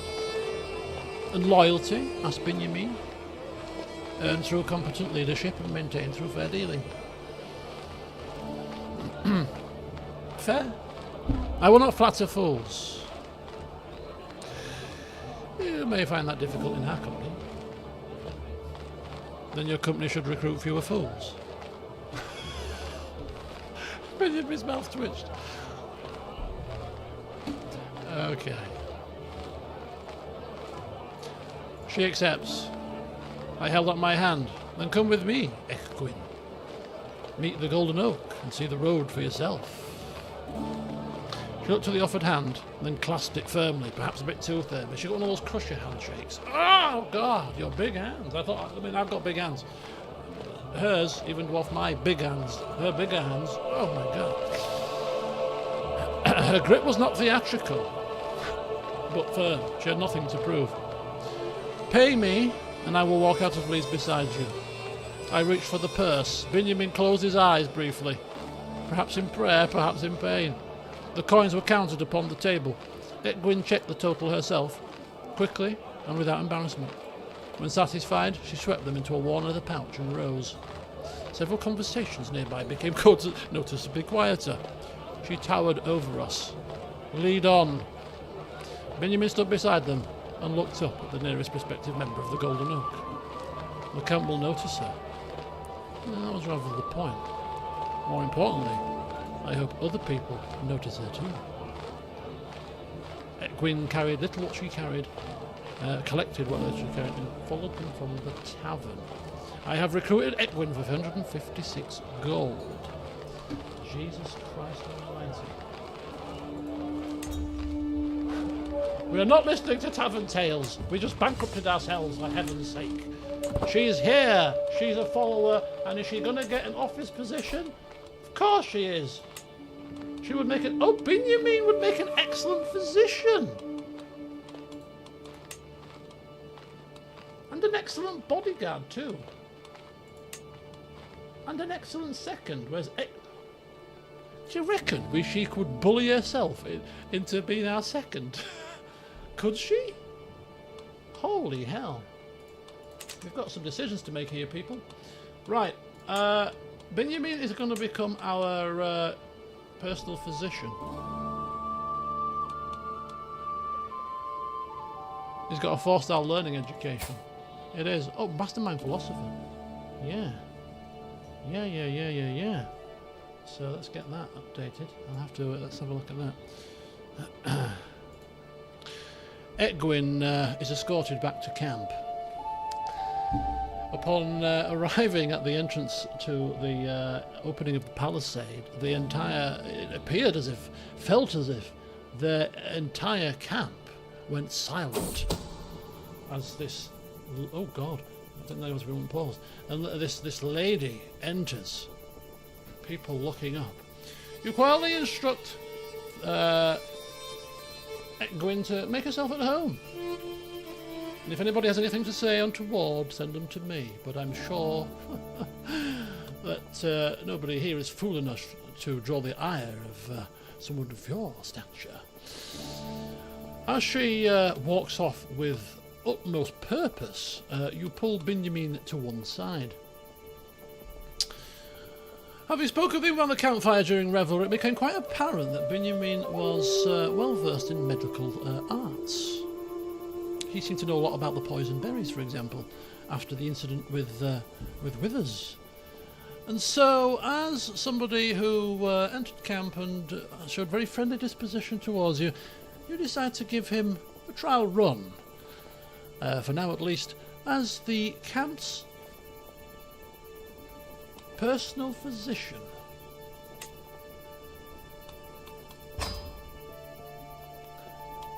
So you can do advanced research, or he can also do improved skills, one of the two.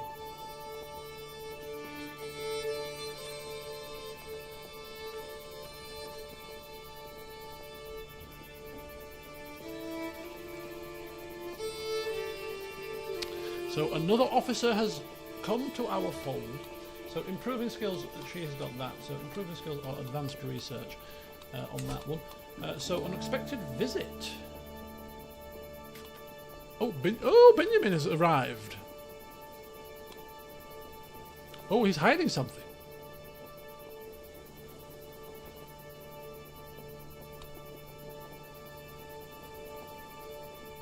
Oh my god.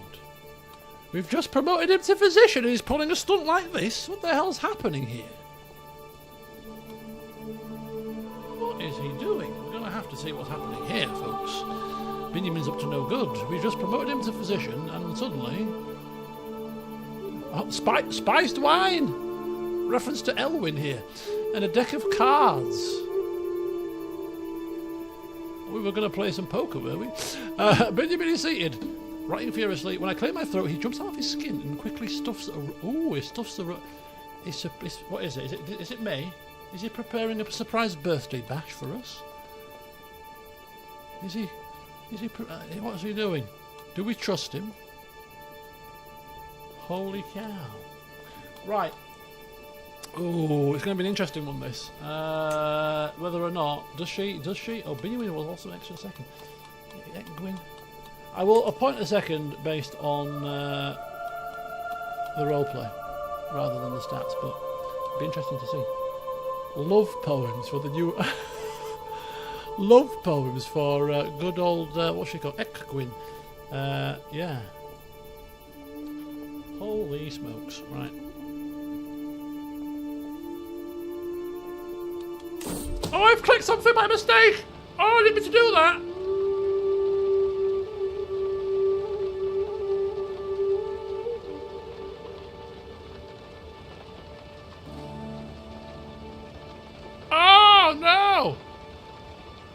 He's a cannibal!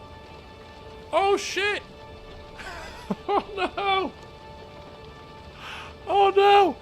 Hang fire! Hang fire! Oh god! Oh, this has gone horribly wrong. He's our physician! We just made him a physician! He's a cannibal! I can't believe it! Holy cow, what do we do? It needs to be sacked! Oh no! Holy smokes, wait a second, we need to sort this mess out. We need to sort this mess out here. Right, bear with me. Improve skills for the physician. Improve skills? No, he doesn't need to improve any skills right now. A new healer beneath the oak. Holy flipping cow. I don't need to do it, I need to ask not to write so long blurbs. Make the blurbs a bit more succinct. Oh my god.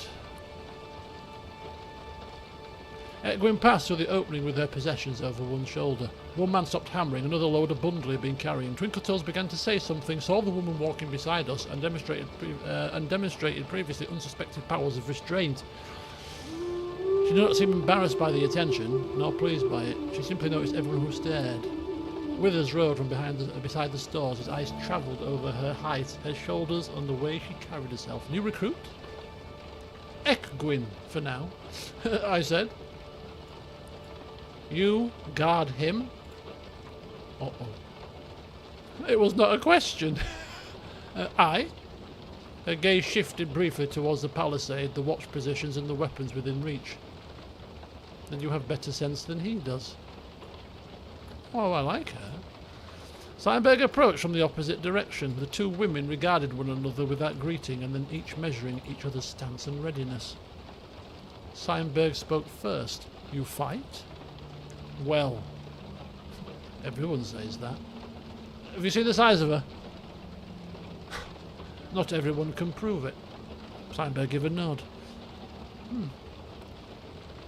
Make yourself at home. Anyone who says anything untoward, send them to me. Anyone foolish enough to offend me should probably be sent to a physician. I like you. She walked on with the same unhurried purpose with which she had left the tavern. Aelfwine waited until she was safely beyond earshot. She's got a commanding presence. Benjamin glanced towards him. You were about to say something else, weren't you? Maybe, but I have recently chose to live. Damian caught Benjamin before he could follow Ekwin with the others. A word? I said. About the money? No. Then I shall save that word for later. Oh, he's still not happy. For later. You're the scribe, not the treasurer. We will appoint an official treasurer at some point. Damian led him towards... Maybe one of you guys. Baz? Is your character good at treasuring? I led him towards a quieter part of camp. During the revel... This is important now because there's some developments which have to be fed into this. I know we haven't moved a great deal game mechanic-wise, but this is all... it's all character building. Jews have been accused of cannibalism starting from the Hellenistic Alexandria. Really? During the revelry, you knew which berries were safe. You've spoken about wounds, illness, and the ways disease spreads through crowded camps. I have read considerably, he says. Have you treated people? Yeah, when there's been nobody more qualified available. There was no boast in the answer. Right then. Trial. Physician. He stares at us. For once the precise reply did not come immediately. You understand that reading a medical text does not make every judgment within it correct. Yes, and that educated men can kill somebody through confidence. We've seen that many. Darkest Dungeon. I do. Good. Well, do you accept then? Benjamin looked across the camp. Withers was sorting berries beside the stalls. Seinberg was speaking with Ekwin. Theobald had already found a scroll containing some relevant passage and was advancing upon them with dangerous enthusiasm. On trial, Benjamin said. I will examine the sick, clean wounds, keep remedies properly marked, and tell you when I do not know something. Good, that last part matters. It should matter more than it does. I offered my hand. Then the post is yours. For now. For now.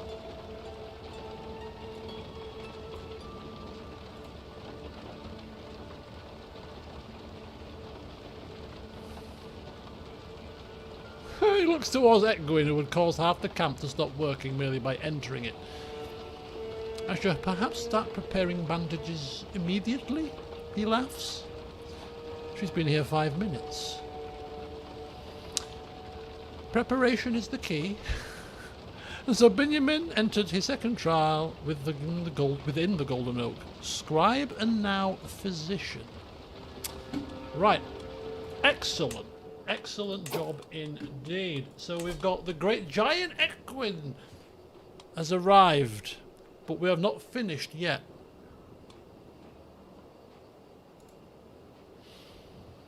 You give Benjamin a moment of time to come to terms with his new position. You mingle with the camp.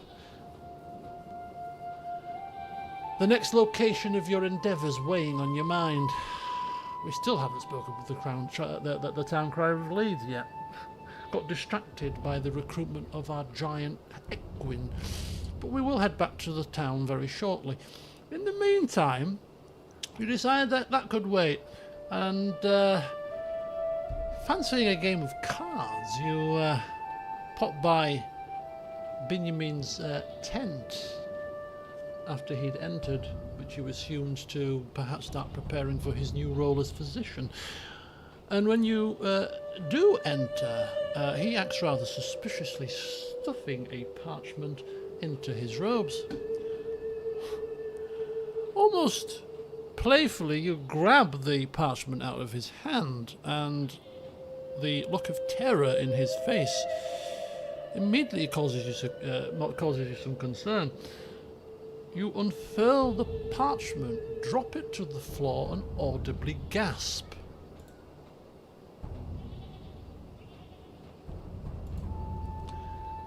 Oh dear. Oh dear. What the hell are we going to do about this? What the hell are we going to do about this? I don't like the fact... Does it actually...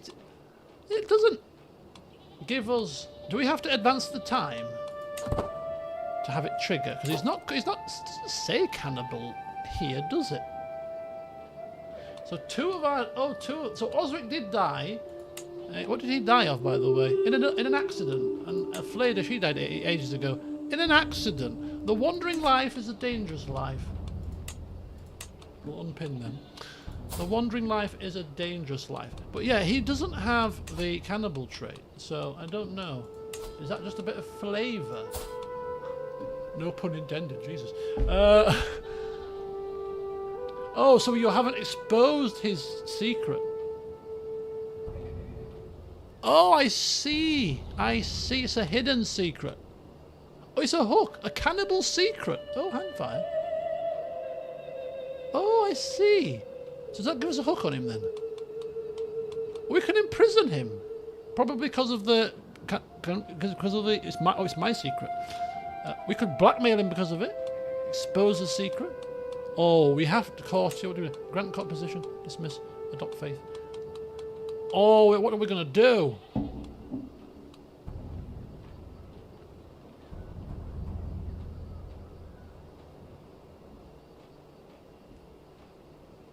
Right. Oh, this is quite important. Oh, I don't want to read too much, but... right. I enter the tent carrying a jug of spiced wine beneath one arm and a battered deck of cards in the other. Physician, I say. Ah, Master Damian, he looks up from his writing. I thought we might discover whether medical learning makes a man any better at cards.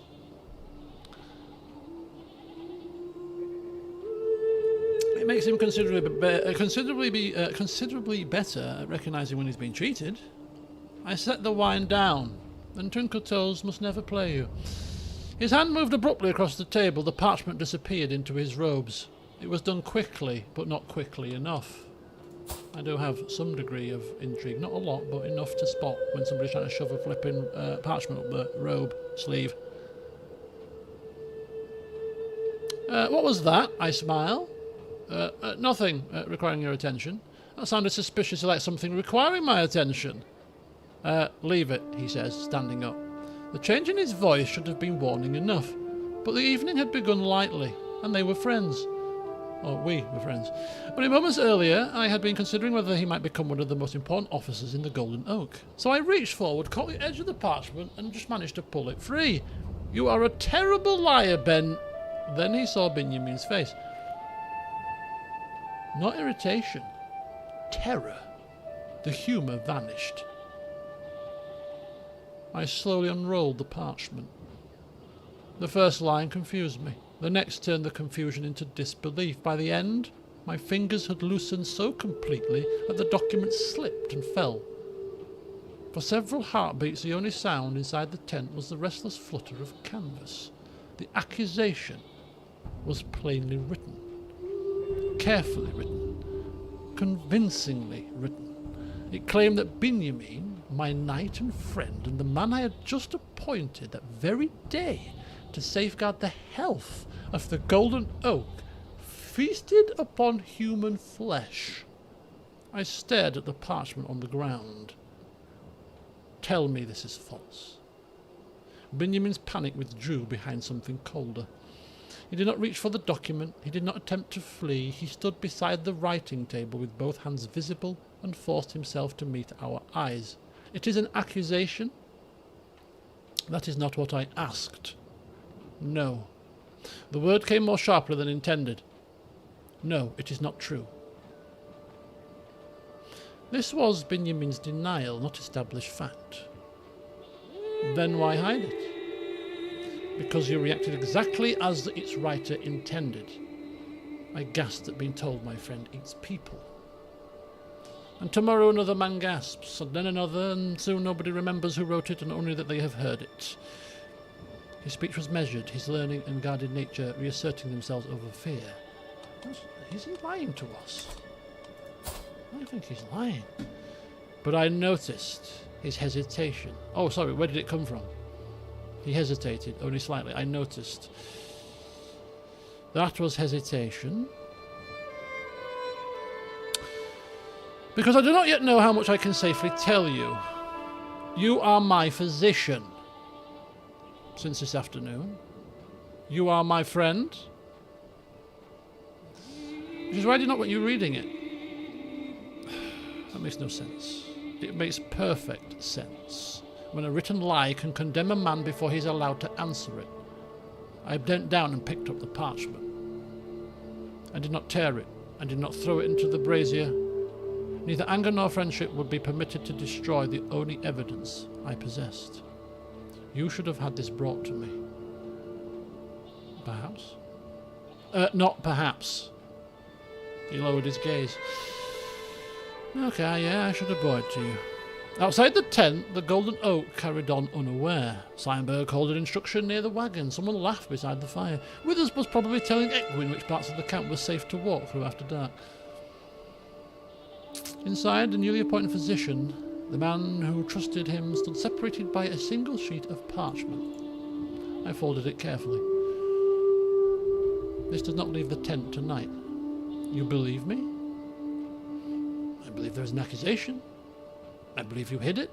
And I believe you are frightened. I placed a folded parchment upon the table between us. The rest we have to establish. Benjamin nodded slowly. He had not been condemned, he had not been absolved. For now, I offer neither blind trust nor public judgment. Only the chance to explain before the rumour became sentence. The cards remained unplayed. The wine remained unopened. The Golden Oak's newest physician began the most important account he had ever been asked to give. So, it's a rumour, right? Hooks and potential secrets. The cannibal secret. Does this mean it's definitely a cannibal then? Or is it a rumour? From a gameplay mechanic perspective. We'll roleplay it as a rumour for now. But my first thought is I don't think we should... We've only appointed him as physician. And if we fire him, he's not going to like it. But I can't see how we ain't going to fight. We've just appointed him. I think we need to fire him as physician. I mean, I'm not kicking out the party. It's definitely the truth.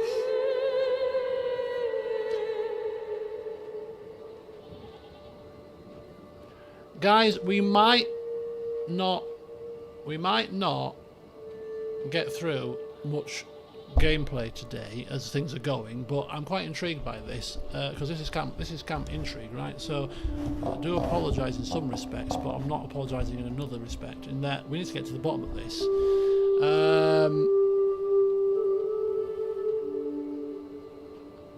So I'm going to just do something here. Oh, I don't know how to do it. How to come. Oh.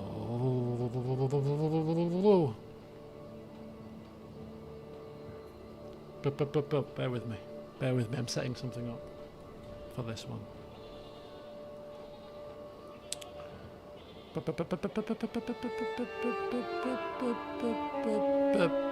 Right, here we go. You take the parchment with you and leave Benjamin's tent, and you seek out certain members of your following. Discreetly enough not to raise suspicion. Benjamin was still in his tent. Regardless, there was something that needed clearing up. We first approached Withers. Bodyguard, trusted advisor, and a man that could be trusted to keep secrets where necessary, and this was something that required discretion. You asked him to accompany you to a quiet corner of the camp. I have some news to share and I need counsel. Stay here, I will be back with another couple of people. You then go and gather Twinkletoes. Stooge and Jokester when needed. He was the joint longest serving member of the party, and when matters became serious could be relied upon to give sound advice. You see where Withers is sitting? Twinkletoes agreed. Just go join him, will you, for a moment? And then you seek out the man who remains like a shadow in the camp, feverishly scrolling and scribing. Theobald, the most knowledgeable man of all things in the realm. I'm hoping your knowledge might prove useful today. Something has developed. Join me as we walk over to my two companions over there. A short time later, all four of you are assembled, and you decide that this is a conversation that needs to be away from camp, but not within prying ears. So you head to the nearby woods, Withers becoming quite accustomed with them, having ventured there to pick berries recently. He actually finds a quiet spot, and you all sit on a log. This goes no further than the people here present today.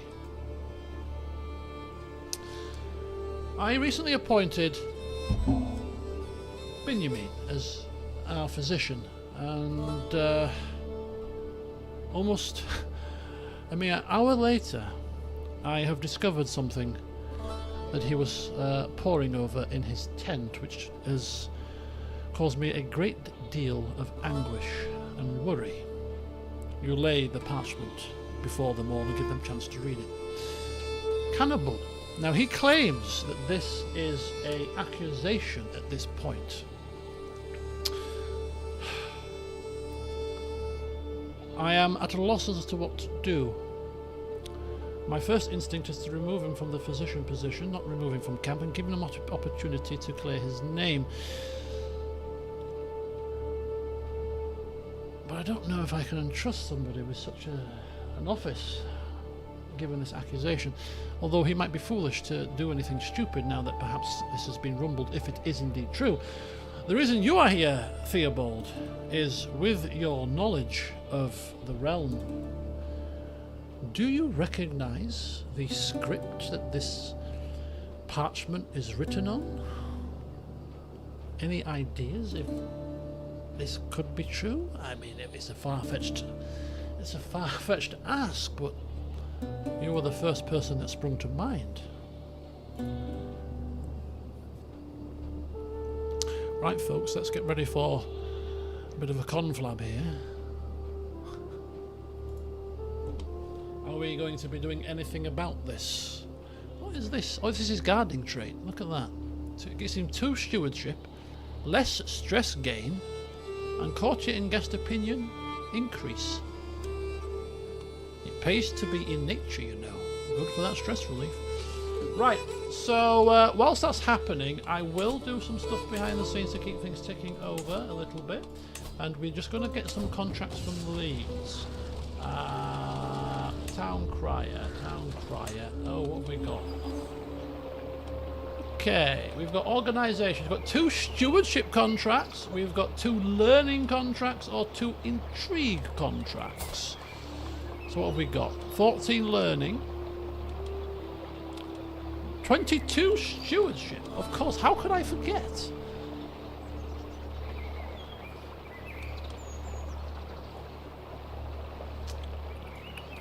Right, 2 stewardship contracts. Oh, I shall have them. Excellent. So we've got 2 stewardship contracts that have just cropped up. And we've got fight corruption contracts. What are these? A lot of contracts in Wales. Support of action. It's all kicking off in Wales, folks. Holy mackerel. Right. Okay. The Council in the Wood. What was I planning on choosing originally? In respect of what? In respect of the Benjamin situation? Was there an option to respect his private? I can't remember. What were the options? Were we given one? can't remember now. Let me finish this drink. This is going to require a stiff one. Withers found them a hollow between the trees where the campfires could no longer be seen. A fallen trunk lay beneath an old oak, dry enough to sit upon and far enough from the path that nobody would pass by accident. He tripped the surrounding brush before joining the others. Quiet enough. Speak low anyway. The 4 men sat close together. I placed the folded parchment upon the trunk. This goes no farther than the people here. Withers nodded immediately. Have I bypassed that option now, or did I pick an option, or can I still pick that option?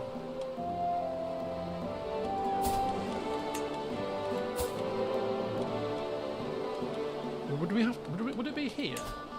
Maybe hooks and secrets. Is a cannon? Oh, blackmail or expose.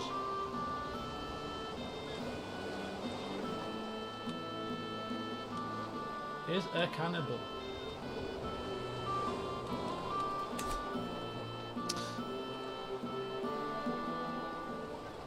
Oh, is that the one that I clicked by mistake?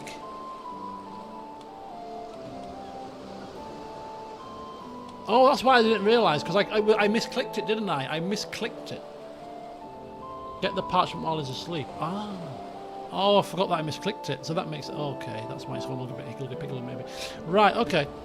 The 4 men sat close together. I placed the parchment upon the trunk. Right, okay. Withers nods immediately. Aelfwine's usual smile had already disappeared. Theobald clasped both hands around his knees and waited. I told them everything. The visit to the tent, the hidden parchment, the terror upon his face, the accusation. I explained his denial, his instinct, or my instinct, to remove him from the physician's office without driving him from the Golden Oak. When I unfolded the parchment, Withers read it slowly. His lips moved over several of the words. Aelfwine finished before him, but said nothing. Theobald looked the longest. Not because he struggled, but because he read it twice. Then he turned it over, examined its edges, and held it toward the thin light failing through the branches. Withers broke the silence first. Take the physician's work off him. You believe it? Didn't say that. Withers, the one thing I forgot to do when submitting that is submitting the fact that it is known to see whether or not it would influence Theobald's decision. But no, we'll see what he naturally comes up with. Withers tapped one thick finger against the parchment. Might be true, might be filth. Someone wrote to ruin him. But a physician has knives, herbs, and sick folk who can't defend themselves. You don't leave him doing that work while you're wondering. His learning was modest, but his judgment was direct. He did not attempt to interpret the text or speculate about distant motives. He saw possible danger inside the camp and wanted that danger contained. Don't throw him out, Withers continued. Don't shame him before everyone. Tell him the post waits until this is settled. Fair to him. Safe for us. Aelfwine leaned forward, elbows upon his knees. There is difficulty. There is usually when you begin like that.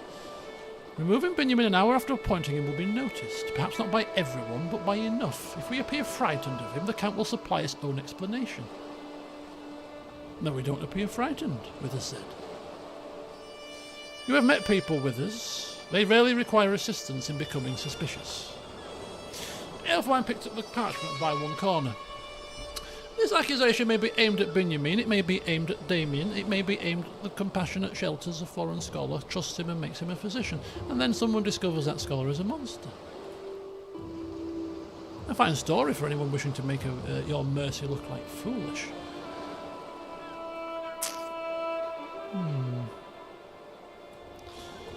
Okay, but he says, I agree. Hello, Ollie.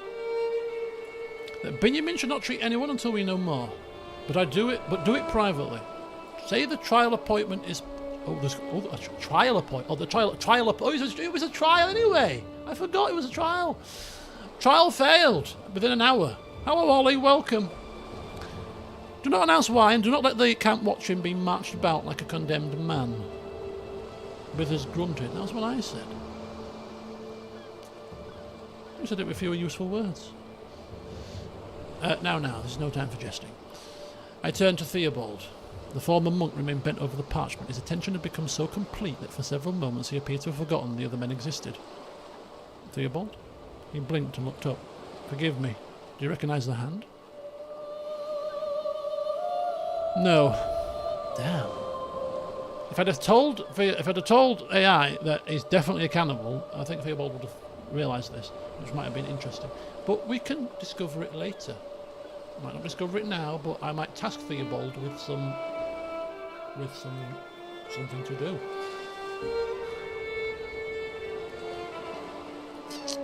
The writing is controlled. Whoever made it has experience with a pen and enough learning to construct an accusation rather than merely split an insult.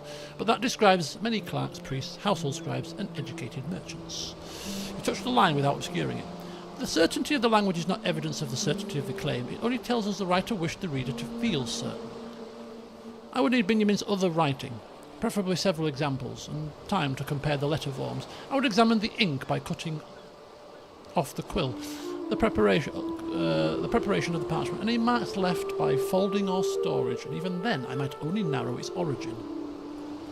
Could Benjamin have written it himself? Possibly.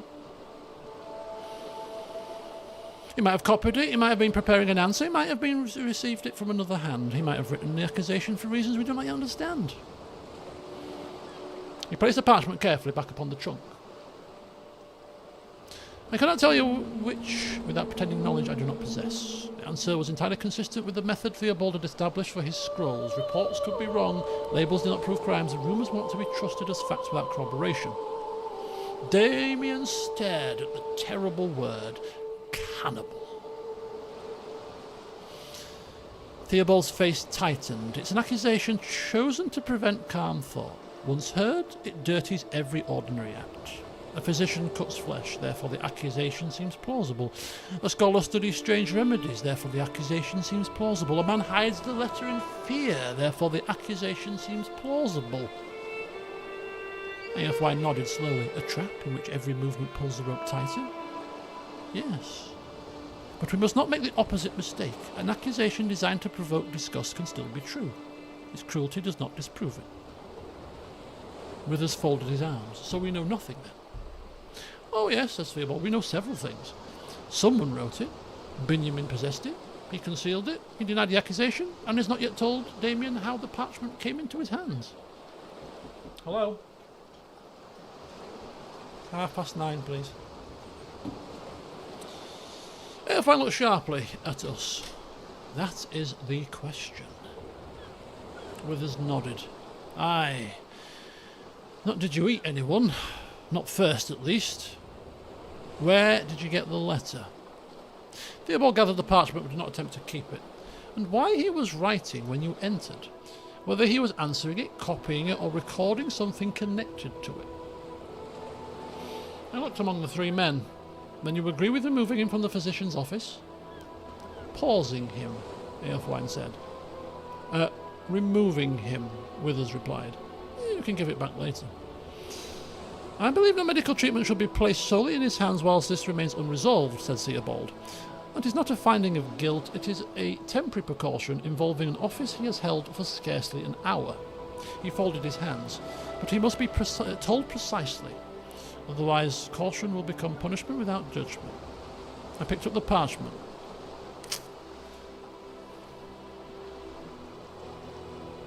Benjamin will remain in the Golden Oak, Theobald says.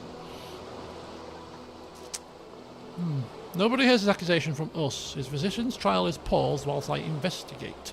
He is given the opportunity to explain where this came from and why he hid it. Withers nodded. Fair. Manageable, Aelfwine said. Theobald lowers his head. And evidence may amend every conclusion we have made here.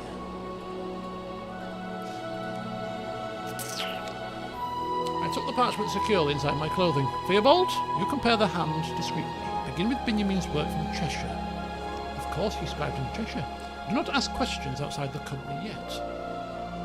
Withers, keep an eye on him without making him feel guarded. He'll notice. Then do it well. I guard you by standing beside you. Try standing beside something nearby.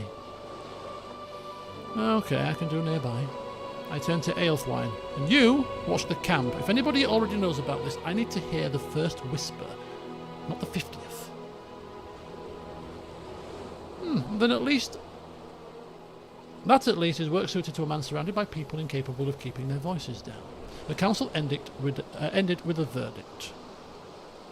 So we need to investigate Benjamin, and we need to remove him from his position that we've just assigned to him. You make the decision. Benjamin is to be removed from his position for now. I will speak to him privately and give him opportunity to explain himself. And if all else fails, Theobald, I was going to speak to you about this in camp, but it seems like the choice moment to explain it now. That you are to select 5 people from camp. We have hired help here. We have heard pot washers give sage advice about travelling by sea. There are probably folks here that have skills and knowledge that are not yet tapped into. So scour the camp well and scour it for scouts. Little birds and spiders you can use to keep your scrolls up to date whilst we move perhaps to lands that are uncharted in the future. The first task of some of these little birds, however, will be to try in earnest to gather evidence about this or potential misdemeanour. If my direct questioning of Benjamin yields no results, I'm expecting the results from your little entourage of 5 little birds to perhaps provide further evidence to put pressure on Benjamin to spill the eventual truth. Go forth back to camp, find those men, and start digging some dirt if necessary. We need to determine whether this is true, and we need to determine it swiftly.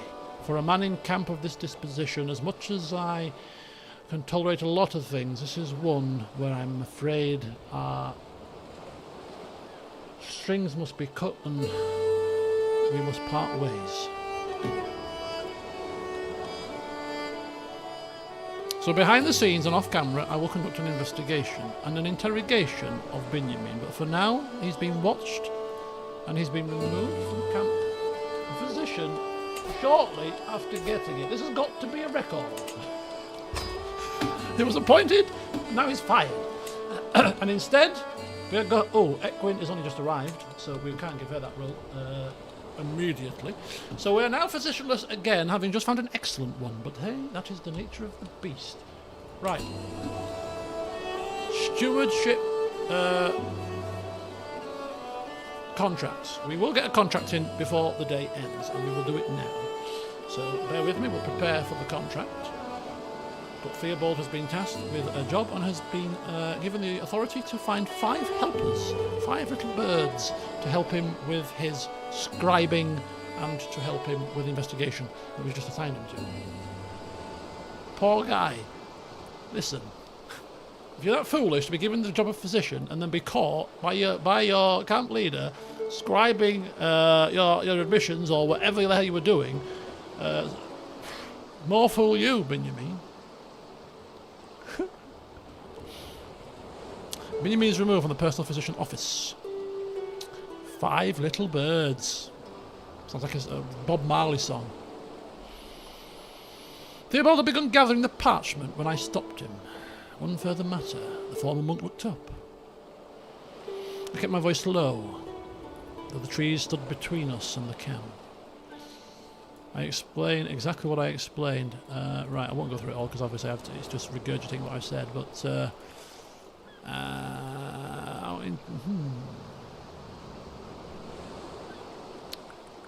The potwasher once gave us better advice about sea travel than any man carrying a title. There are skills among our people we have not yet recognised because nobody has thought to ask. This was consistent with the company that I had built. Responsibility was to be given according to demonstrated usefulness rather than birth, and ordinary observations could be valuable even when the person offering them lacked rank. None of the people, me. Choose 5.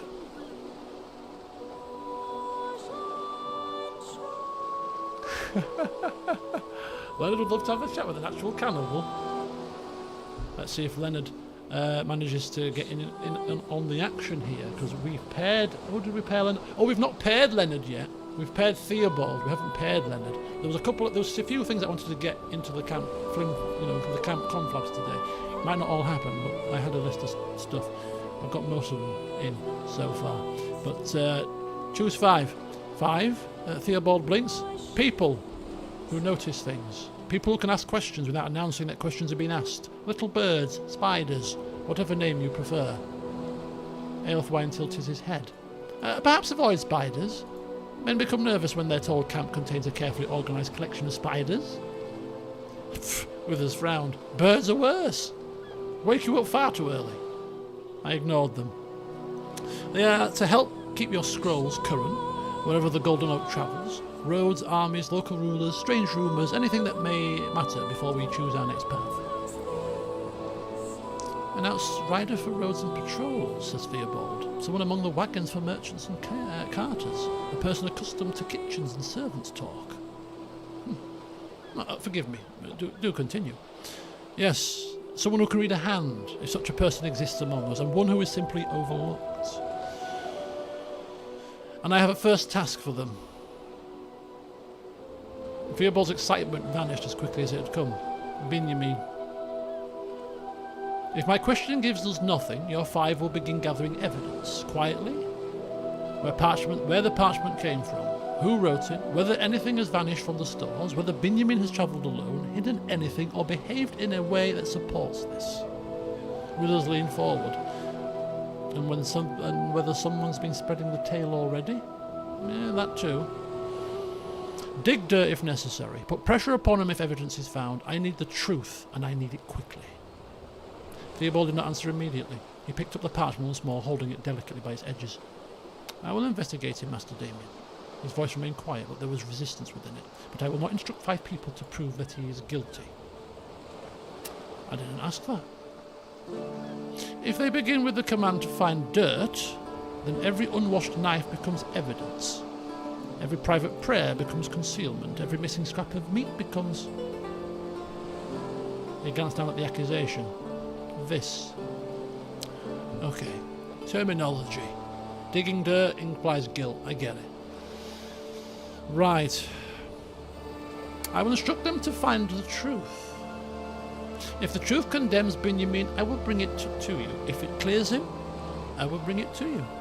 If all we find is rumour, I will not dress rumour as proof merely because the matter disgusts us. This was the foundation of Theobald's work. He could make deductions, but was expected to admit uncertainty, preserve corrections, and distinguish crimes from character labels or whispers. Find the truth, I expect nothing less. As I said, it was a turn of phrase. You want that truth swiftly? Very swiftly. Okay. Theobald began counting upon his fingers. 5. One accustomed to riding beyond the perimeter. He can ask after travellers, burial grounds and abandoned camps without appearing unusual. 2nd finger. Someone from the kitchens, not a spy upon every meal, but to account for meat, knives and unusual requests. 3rd finger. A wagon hand. People hide many things beneath canvas, and carters speak with other carters wherever roads meet. 4. Someone who moves among the tents, collecting, repairing or cleaning. They will know who sleeps and who wanders and who receives visitors. A 5th finger remained, or a thumb maybe, and someone literate, not necessarily learned, only patient enough to compare letters, inks and in the manner in which the parchment has been folded, and I can teach them what they need to know. Aelfwine regarded him with new appreciation. You have considered this before? Not this accusation, no. He carefully folded the parchment. But knowledge does not arrive merely because one wants it. Someone must go and look. I rose. Choose them yourself. Nobody outside this group is told what they are truly being formed to do. Not even Seinberg, Withers asks. Steinberg controlled movement through the camp and worked with Theobald on route intelligence. Keeping the existence of scouts entirely from her might undermine her authority. Telling her about the cannibal accusation, however, would widen the circle. Tell Steinberg you are selecting 5 assistants for road intelligence. Nothing about Benjamin unless their movements require her cooperation. Oh, we're keeping secrets from Steinberg now. Jesus. This is workable, says Theobald. The answer to you, you answer to me. Oh, that's what we're saying to him, rather. Master Damian, I'm a keeper of records. I have never commanded, then do not command them like soldiers. Ask the right people the right questions. And teach them the most valuable art in intelligence, says Aelfwine. Which is? Not looking pleased when someone tells you something interesting. Withers stood beside them. He can practice. He always looks worried. Theobald almost objected, then apparently decided the judgment was fair. The line was drawn. Understand me, I say to all of them. If the accusation is proven, if Benjamin has done what this claims, he leaves the Golden Oak. Nobody mistook his meaning. There are things I can forgive, things I can attempt to understand, and this is not one of them. Then we make certain before we cut him loose, says Withers. Because if he is innocent, dismissal will make the accusation immoral. Men remember the punishment and forget the crime was not proved, says Aelfwine. And if he is guilty, says Theobald, we shall give you evidence strong enough that compassion cannot be used as an excuse for denial. Trust me, my compassion does not run this deep. Damian looked back towards the camp. Somewhere among the tents, Benjamin waited. An hour earlier he had been the Golden Oak's new physician. Now his wagon was gone, his trust under examination, and 5 unnoticed people were about to become the first true threads in Theobald's growing web. Go, I said. Choose your birds. We've returned to camp separately. Withers first, carrying himself as though he had merely gone to inspect the woodland, Aelfwine next, already smiling at someone near the fire. Theobald lingered at the edge of the camp and began to watch the people most others never noticed. And I returned laughed last. Right, we're not going to Benjamin's tent. We are going to go on a... we're going to clear our head, keep him watched, and we're going to go and do a contract. So we have 2. Earl Aethelred. It makes sense. It makes sense. So we're going to do it. We're not even going to... We're not... He is already a patron. We are a specialist in stewardship, and we need money. We've just spent money on flipping the giant bloody Ecgwin, who needs to be given a nickname. Leonard needs to be given a nickname, and somebody else does. Benjamin, but it doesn't matter now because he's going to be fired soon. I might have to script this accordingly with the AI and basically prompt it to say, although we know it's true based on the game mechanics, I want you to determine whether or not the investigation is successful based on my line of interviewing of Benjamin and the investigation skills of Theobald and his birds. And I think that'll be an interesting way to do it, because if the investigation comes back negative based on all of that, then we live with him as a cannibal and we reassign him as a physician, and we'll have to live with the consequences. I think that'll be fun. I might do that as an off-camera recording session when I come back off my little break to Wales. I will have that as the interrogation and investigation session, so we can focus on that properly. Oh, he's the Nightingale. Of course he has. He's the Nightingale. He's got his own nickname. We won't have... Oh, you see, you've come prepared already. One less thing to worry about. What's that here? I had nothing else to eat. I was starving. I'm not listening to any excuses. Right, we're going to do a contract, so at least we can say we've done something this session, other than intrigues of the camp, which has been, I don't know, I've enjoyed it. A lot of reading, obviously, but it's been fun seeing the developments. Right, we've got the contract of what's the failure? opinion loss. Exceptional failure. We've already got gallows bait, haven't we? It is as broad as it's long. After returning back to camp, Steinberg has been busy. She has returned from the castle in Leeds with 2 new contracts. I thought I'd take the initiative and provide some more work to consider. It appears that our patron Earl Aethelred is in need of some more assistance. You might want to take a closer look at this contract.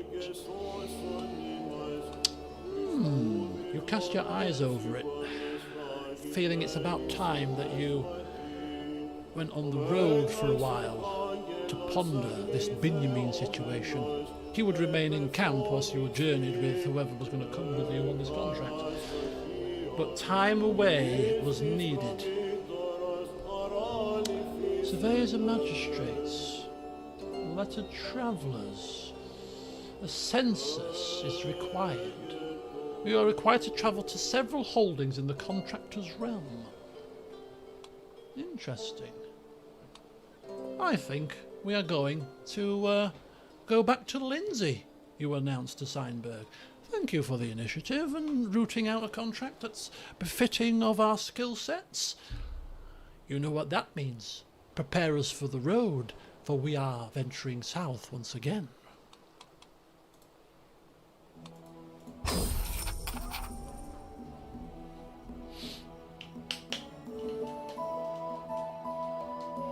Maybe try berries first, but it turned out to be poison berries. So we ended up counteracting it with human flesh. Didn't we play a cannibal once? Oh, we played a that Count Yesic fella was a nasty player. I don't think he was a cannibal. He was a torturer or something, wasn't he? Anyway, toilet time again. I'll be back.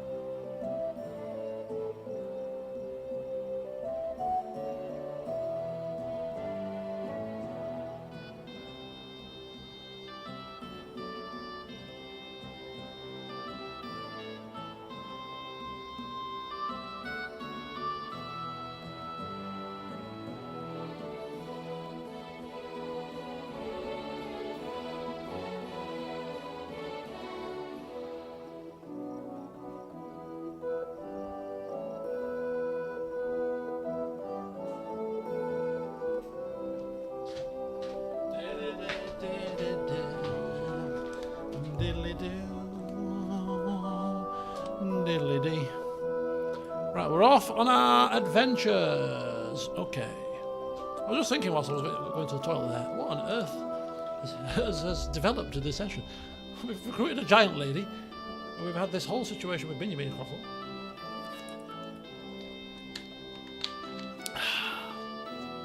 The nature of running a camp, I suppose. Not everybody is going to be hunky-dory above board and on the same hymn sheet here. This is going to require management. Tap into my work skills here. Managing expectations.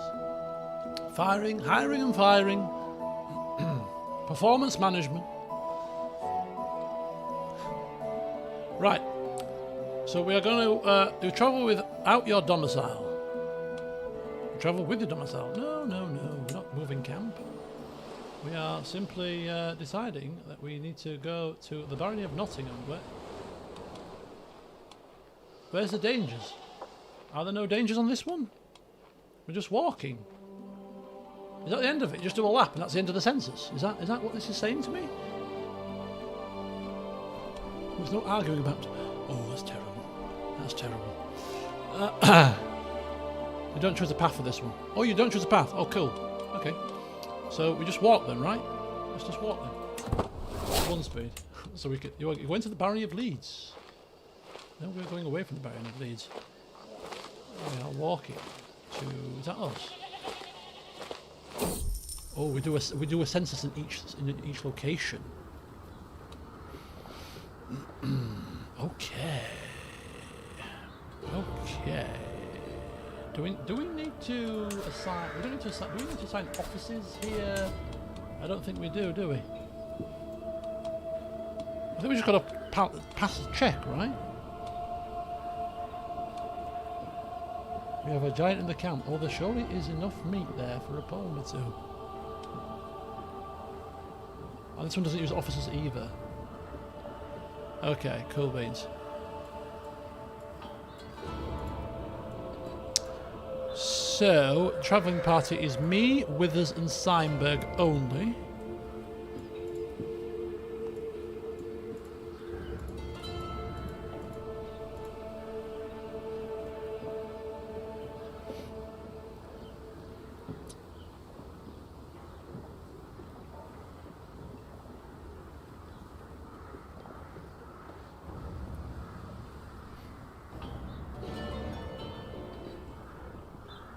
Benjamin is still around for now.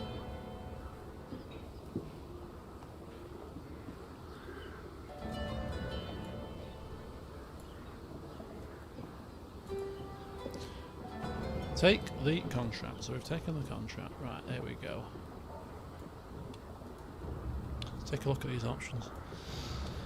Right, so at Nottingham, the inhabitants greet us with cheers, baskets of food, and all the jubilation of a family welcoming their relatives back from some distant war. It would seem that in these lands the name Earl Aethelred, who was our patron and the heir to Mercia, petty kingdom of Mercia, is fabled among his subjects, enough so that any message from their beloved Earl is cause for celebration. Needless to say, they're eager to provide our mission with whatever help and succour they can. Alright, let's get this done as a stewardship challenge. 95% of a comprehensive survey, which gives us one successful survey. So we must need, you know, the more surveys you get, the more chance there is of a outstanding success, I assume. An intrigue challenge, and I don't have a quartermaster. And we just write gibberish. So obviously this is the option here.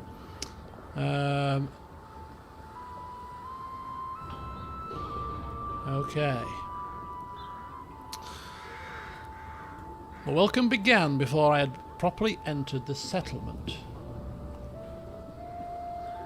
was quite the debacle if you fail it. Oh, interesting. Let's get the job done.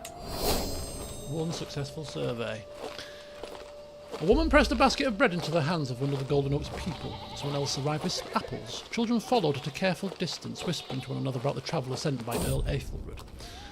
The whole thing was so unlike most official work that I briefly wondered whether they had mistaken me for someone else. Scout for talent. Oh, this is a follower. Oh, passing through Lincoln. We've got no time for followers here. This is another giant. It's another giant! You're in! You're 30 learning! What in the hell? We need you. We need you now. I hear you have another giant in your camp.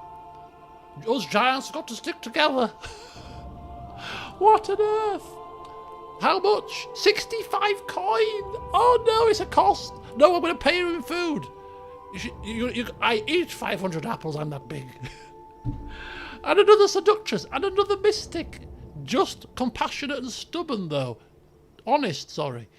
Oh my god, she is awesome. Which means I didn't have to pay for the other one. I've got one coming anyway. Now I've got two. Two giant ladies. Oh my god. We're going to have to give them nicknames now. As like twins or something. Holy smokes.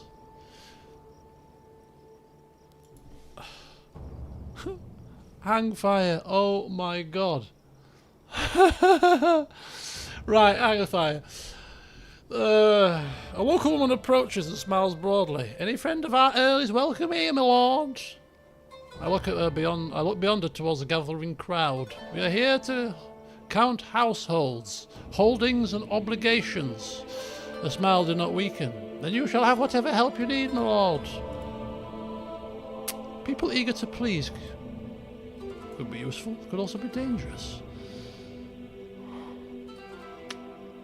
I thanked them and accepted the food offered, and we get to work. Names of households, names of dependents, names of the dead who still remained upon old rolls because nobody had bothered to strike them out. Names of children newly old enough to be counted as tenants living upon land whose ownership had become uncertain during years of war. I established 3 rules immediately. No household to be entered twice, no person was to disappear merely because recording them proved inconvenient, and no official was permitted to answer on behalf of an entire street without somebody at least walking that street first. That last means that it will take longer. Yes, but it will be more accurate. The cheering had faded by midday, replaced by the scratching of quills and the steady passage of families through the counting place. The people remained willing. Some were amused, some impatient. A few became considerably less friendly once I had begun asking them how many animals they truly owned, rather than how many they had declared previously. I'm a man of diligence. These records have got to be correct. By the afternoon, the pages were taking shape. People, land, work, needs.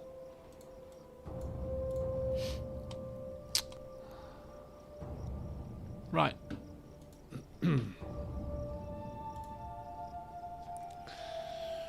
We leave Nottingham content with the work that we had done and confident that it was highly accurate. On the road to our next destination, you could not believe your eyes. A lady approached us. She looked familiar. You couldn't believe it. Another giant? Another lady giant? She announces herself as Sin a Thrith. She'll need a nickname.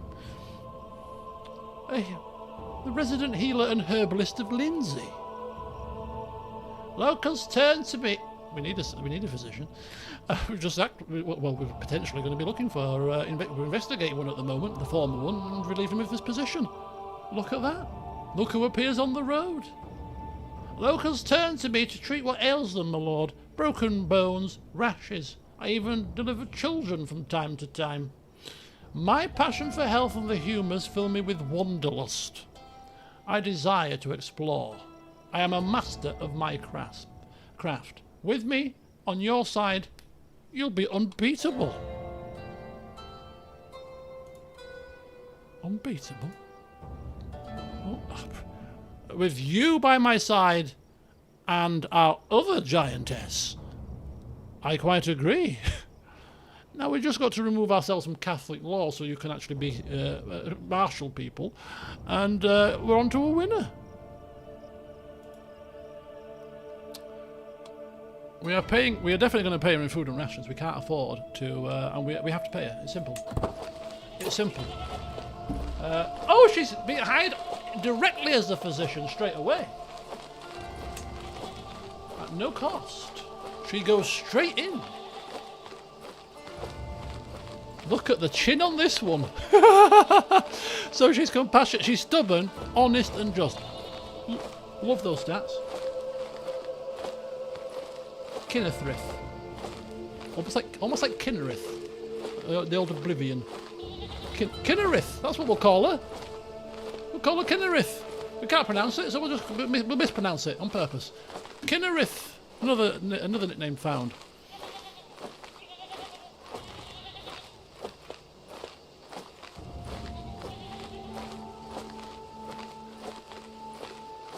The road south of Nottingham had hardened beneath the skin of frost. We are in January after all. And I'm confident that the new record reflected households rather than guesses. For several miles my mind remained upon the census, and then she appeared. Stood beside the road with a herb basket looped over one arm, taller than several of the men accompanying the Golden Oak. For one confused instant, Damian thought Equine had somehow ridden ahead without anyone noticing. Then the stranger turned. No. Another one. Withers followed our stare. Big woman. Equine is with us on this journey, actually. Walking within earshot, looked across at him. Another excellent observation. Wasn't talking about you. I know. Stranger narrowed her eyes as the travellers approached. She was not frightened, but neither did she greet armed wanderers carelessly. Her gaze moved over our banner, the wagons and the people surrounding him. As in me. God be with you. I am... Who? Kinnerthrith. Kinnerith. Near enough. Her voice was controlled and assured.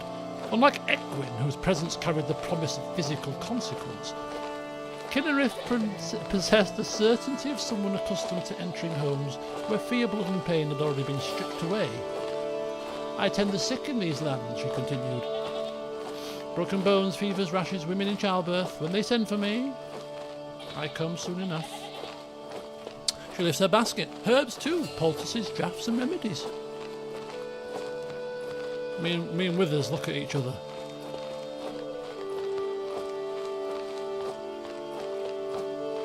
Those berries were safe.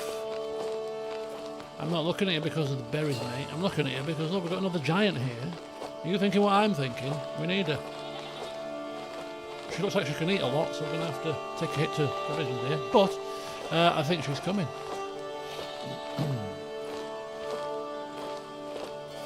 The people of Lindsay know my work, she says, with calm confidence. I have set limbs that others wish to cut away. I have treated wounds men believe cursed. I have delivered children whose mothers thought they were certain to die. I know my craft. Eckwin had approached by then. The two women faced one another, and for the second time in scarcely a week, I felt noticeably less substantial than usual. All 6'2" of me. 7-foot behemoths here. You favour tall recruits, says Kinnerith. Apparently, I say. You have set bones, Egg says, looking at Kinnerith's hands. Many. Can you set your own, if necessary? That'd appear to satisfy her. Kinnerith turns back to us.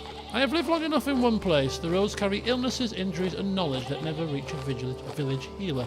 I wish to see more of this world. Her expression hardened with conviction. With me beside you, your people will be safer. I thought of Benjamin. His frightened face, the concealed parchment the physician's office held for scarcely an hour before being taken from him. He also thought of the distinction. Precaution. Benjamin remained under investigation.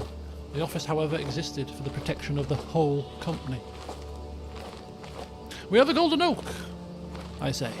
We travel for contracts, often through lands damaged by war. Comfort is uncertain, but danger is not. Good. Good? A healer learns little when nobody is hurt. Withers leaned towards Egg. It sounded grim. Sounded accurate. You will be paid, you will be respected, you will be paid in food. But your advice may be questioned, and no person in my company becomes beyond accountability merely because they possess rare knowledge. Approval flashed across Kinnerith's face. A poor healer resents questions because she fears the answers. And a good healer resents being interrupted by fools. You may fit in remarkably well then. I held out my hand. Kinnerith, welcome to the Golden Oak. Walk with us to Lincoln, afterwards, wherever the road may carry us. She regarded my offered hand for only a moment, and I felt the familiar feeling of having it crushed between a hand twice the size of my own. Again! Pay me fairly, Master Damian, she says, gripping my hand with a smile, and I will keep your people alive as long as their injuries permit. That is less comforting than I hoped. The hand or the news? She's in. Indeed they are, Leonard, indeed they are. What do I do to attract these beauties? I do not know, but word travels fast. Perhaps they come in threes, the saying is. Where's the third one to be had? But here she is. She's in. We confirm her as court physician for the benefits of prosperity. And she comes with us on our journey to Lindsay, where we continue our mapping of the census. Grimsby. Good old Grimsby.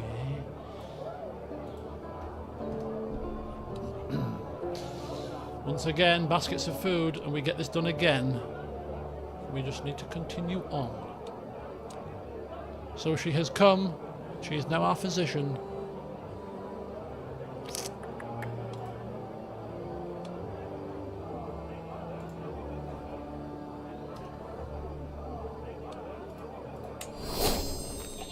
Another comprehensive survey. Of course. Would you expect anything less from us? Are we only surveying 2 lands here?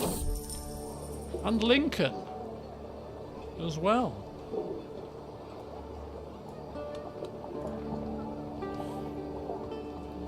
Fear not. We know what we are doing here.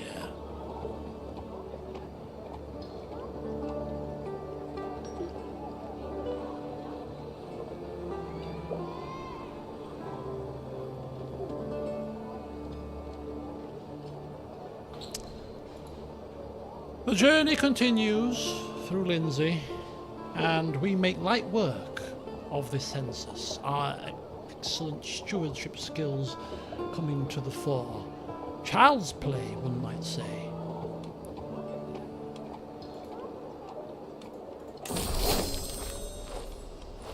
And look at that.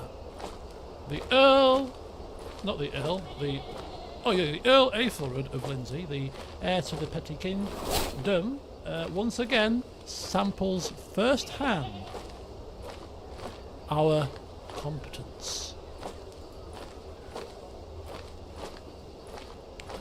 A grand victory. 74 coins. We gain experience, opinion, which we already got maxed out. We gain the prestige. We're already on the patrons, etc., etc. And we gain provisions, which is great because we lost them by recruiting Kinnereth. A grand victory! We return home victorious, where we will end today's stream because we return with an investigation to do. And 2 hulking great bodyguards by our side. Even if only in roleplay, we're going to have to assign them to assist. Although not formally on them here, they will be assisting. Well, at least Egg will, because she's the more violent of the 2. Maybe leave the physician to do the physicianing. Yeah, you're going to be assisting with us in bodyguard duties. What's this? We are travelling through Sherwood, passing by a peculiar-looking tent, blade open. There's an occupant inside. Oh, a fortune teller. Well, in real life, not for me. Even though I've hired 2 giant mystics. Not for me. Not interested. Not interested. Forget it, pal. All that clairvoyant nonsense. Forget it. Oh, danger! Snowbound. It's been snowing for days. We've got people. Oh, this is interesting. I'll have to have a look at this one. What's this? What's the situation here?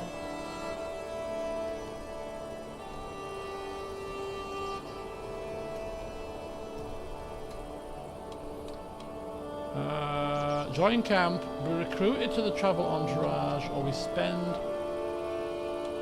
We are compassionate, so I feel like we would try to help. It's a fair price, and we... What's that? Fair price? Fair price if we return. Who is this guy? Who is he? 15 prowess. Chaste, brave and generous. Tough soldier, cautious leader, military engineer, winter soldier. Yeah, it's not bad. Not bad at all. Right. So this is going to be the last blurb that we read before we get back to camp. So there's a couple of little things I need to tweak before the next session.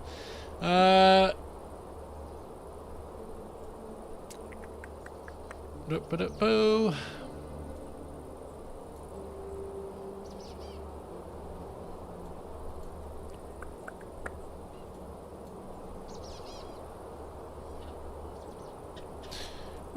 So, after doing our work, the Earl's representatives arrive, and I produce the completed records before him. The man opened the first volume casually and stopped. He turned several pages. His casual interest became concentration. This household is marked twice. It appeared twice in the early rolls. We retained both entries and marked the duplication so the Earl's officers can see how the error arose. Actually, don't question my work. Thank you very much. And these holdings? Occupied, but their obligations were still recorded beneath the previous tenants. The Grimsby vessels? 32 seaworthy enough to be counted, 3 more unfit for proper service. One of those is disputed. You recorded the dispute? Of course. Confident answer is not always a true one. The man continues inspecting our work. At last he closed the ledger and rested both hands upon its cover. Stupendous work, Master Damian. Even a cursory glance shows great care and attention to detail. The Earl will be elated. And the record will serve him well. A large chest was brought forward. Silver moved inside it with the heavy, satisfying sound of labour converted into reward, but the coin was only part of the victory. Aethelred had first trusted us with a manuscript, then with the safety of his steward and son. Now he had entrusted him with the shape of his own realm, and I had returned something better than requested. A true account. The representative gestured towards the chest. The golden oak has earned its due. A grand victory, I say, as I rest one hand upon the lid. Withers peers towards the silver. Can we afford another giant woman now?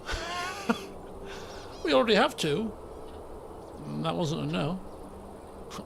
How many giant women exist? If the third one does come, however, the coffers may be drained once again.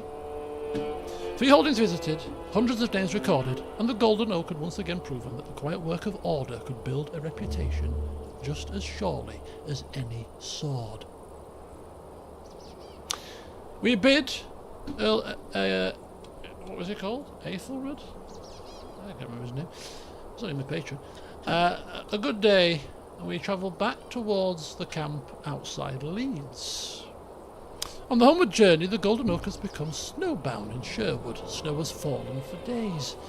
The road ahead appears impassable, and the company is already shown as 7 days behind its next destination, according to Seinberg's plans. A wandering man named Aethelsage approaches with several others and offers to get the company moving again for a price.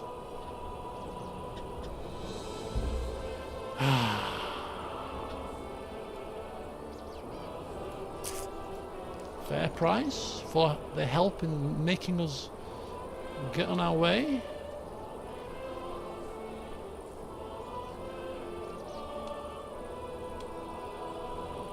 Well, when it's been offered, we shall pay.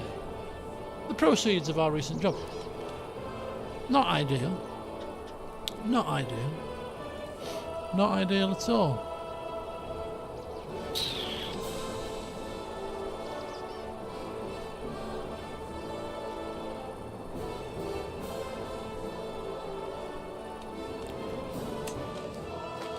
I don't want any more campfires at the moment.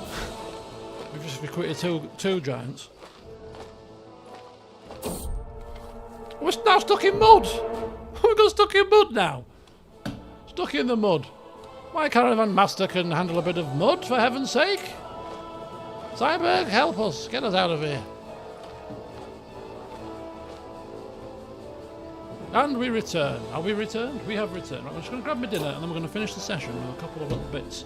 But yes, a success again. We have money. Enough money to construct another building? I don't think so. Oh, 60 gold? I do think so. So we've got a building to build. A camp building to build. We've got some more nicknames to give. And an investigation into a cannibal former physician and friend, apparently.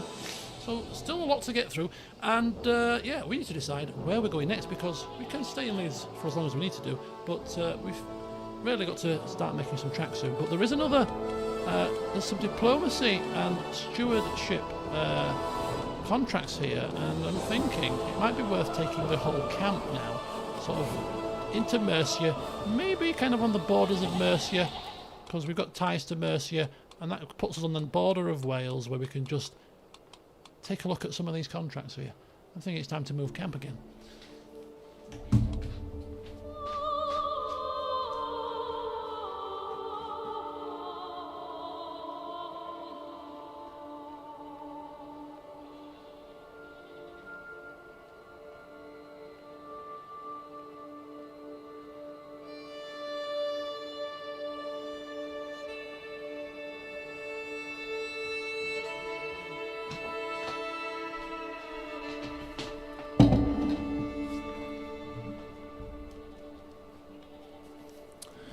Dun, dun, dun, dun, dun. Right, we're back in camp. We're back in camp. We're back in camp.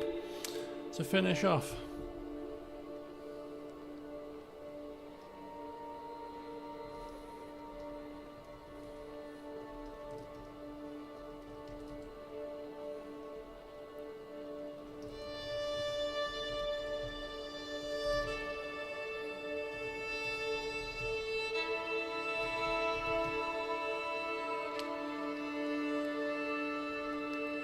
Give me a second, guys.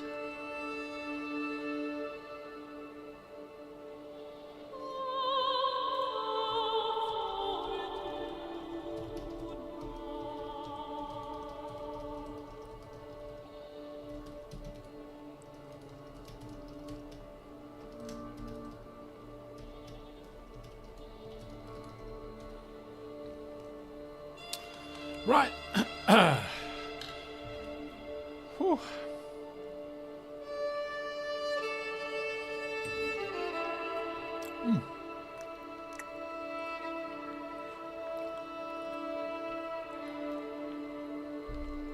See you later, Baz. Right, so we're finishing off. The journey ends and you return to camp. And imagine the surprise on everyone's faces when they see another giant alongside I can't remember her name now. Egg. We're calling her Egg for the moment. Egg. Eggs something or other. What's your bloody called? Egwin. There you go. Rolls off the tongue. A clone? Or just a penchant for sniffing out giant ladies, perhaps? You gather everyone around the fire and make introductions, and then announce that it's time for nicknames. Everybody groans. This is camp tradition at this point, you announce. Now, Egwin? Egg. Rolls off the tongue a lot more smoothly. And you, giant lady. How was it pronounced?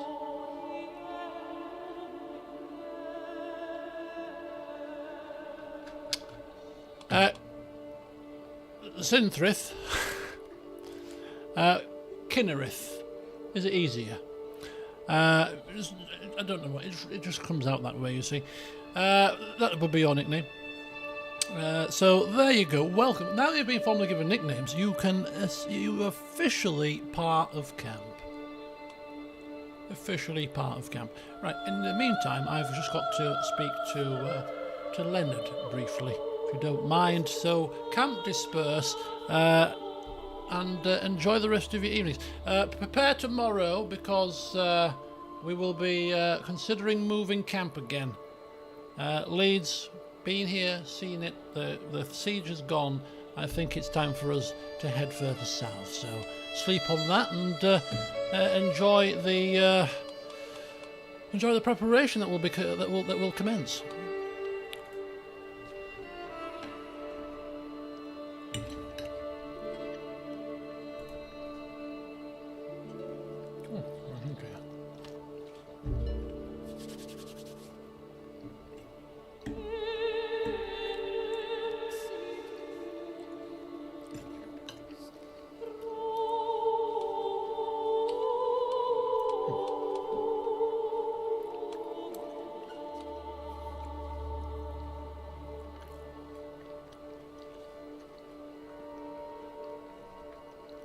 Right, here we go. The two columns.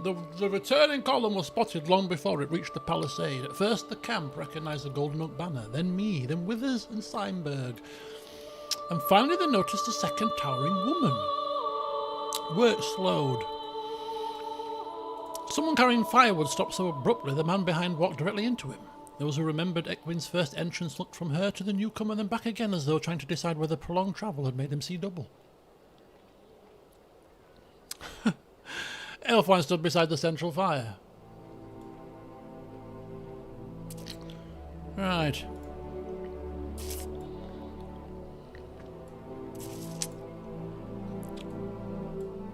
I led the company through the opening and allowed the camp a few moments to stare before calling everyone towards the fire. Benjamin emerges but remains near the back, Theobald with the scroll beneath his arm. Before anyone asks, they're not related. Right, let's just get to how they react to the nickname.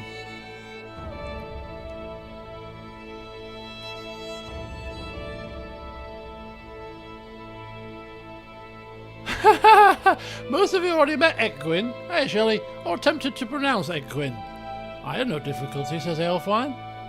You called her Eggwinner yesterday. Nickname times.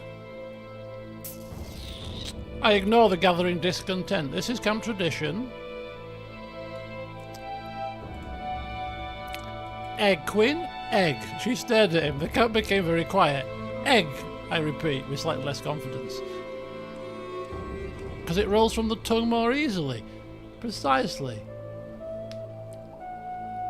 I have been called worse, she says. Egg's good, says Withers. Right, egg it is. And Synthrith.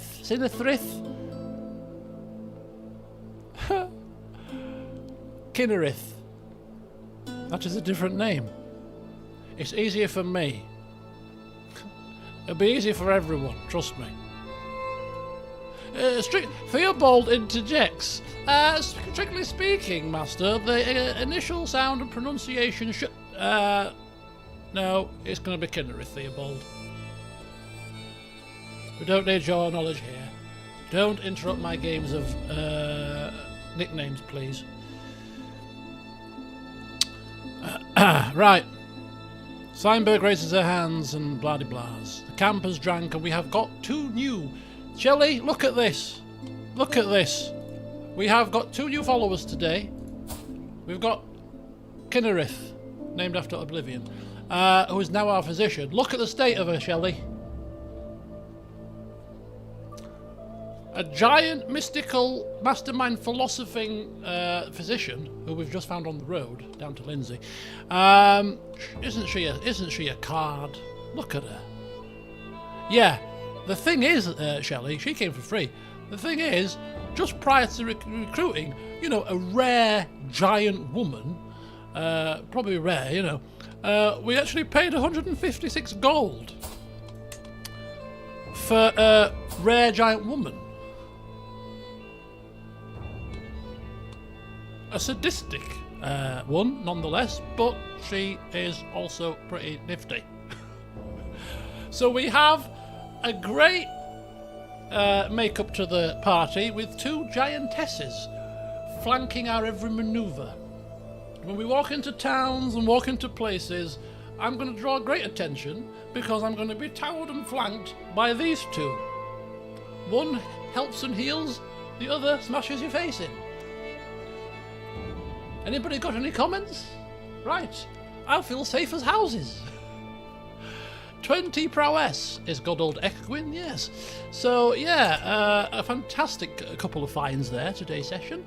The camp has developed and bonded, and yes, we have found that we have a potential cannibal in the midst, who was granted the slot of physician for an hour and then removed swiftly when we found him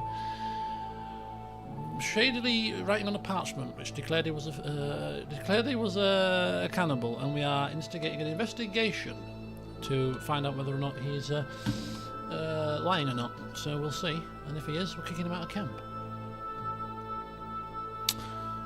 Southwood. camp began to disperse, Theobald's watching on. Leonard rested both hands on his lute. After I asked him for a word, his expression carried the unmistakable satisfaction of a man who had been waiting for exactly this moment. The two moved beyond the strongest firelight. Leonard leaned closer and lowered his voice.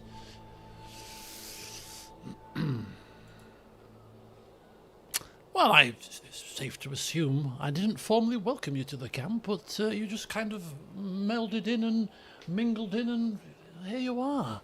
But yes, welcome formally. It's been a little while. I've been very busy with things, and thought it'd be best if I speak to you directly and just say hello, you know. Right, anyway, I've got a couple of tasks for you around camp, if you don't mind, my dear Nightingale. You see, the morale around camp continues to be high, and it needs to remain high, and as much as we can't fault the work being undertaken by our stooge, Twinkle Toes. Toes to Twinkle need music to dance to. So if you wouldn't awfully mind spending more time with him to come up with all manner of things to keep our morale up when needed. Also, if you wouldn't mind linking in with Seinberg, she seems to have some musical talents as well. And if you ever want to provide direction on where to travel next, if there's anything you've come across in songs or write-ups on your travels, places that could be good for us to visit. I'm somebody that's quite keen on sightseeing, actually, funnily enough. I do enjoy a good view every now and then, so if any such places exist out there, do bring it to our attention, because it wouldn't be bad of us to go and visit such places. But anyway, your final task of the evening before I retire us all to sleep to prepare for our trip to pastures new tomorrow is I'm going to put you on the spot and ask you to sing us a song this evening, and I'll leave it up to you to decide what it is you're going to sing about, although I'm sure after what's happened around here recently, it has not gone unnoticed upon the gaze amongst the crew. Plenty of subject matter to turn to. Will this man ever leave England? That will be determined. That will be determined by the fates of the gods out there to determine whether or not work takes us elsewhere. It could well do. It could well do. Right.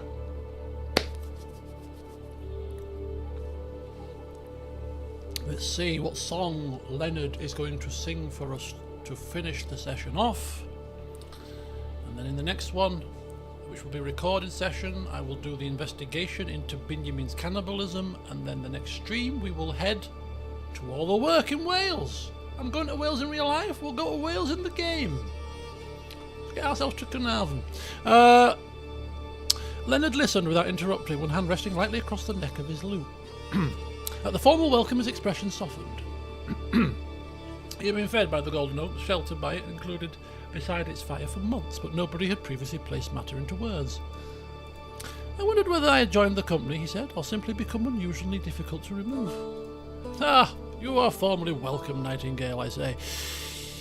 Then I accept.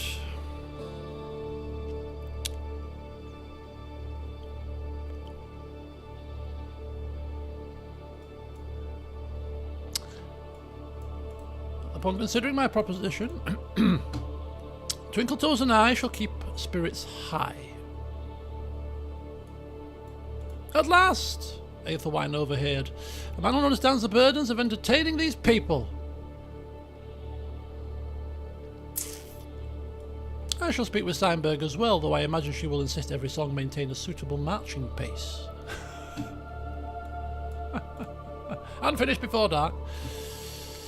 As for the road, I have heard songs of ruined halls, white cliffs, sacred wells, high ridges and towns whose taverns have praised far beyond their ale's merit. When one seems worth the journey, I shall bring it to you. And the song. Ah. He looks towards Egg, and then towards Kinnereth. I should first explain that this song was composed with great affection.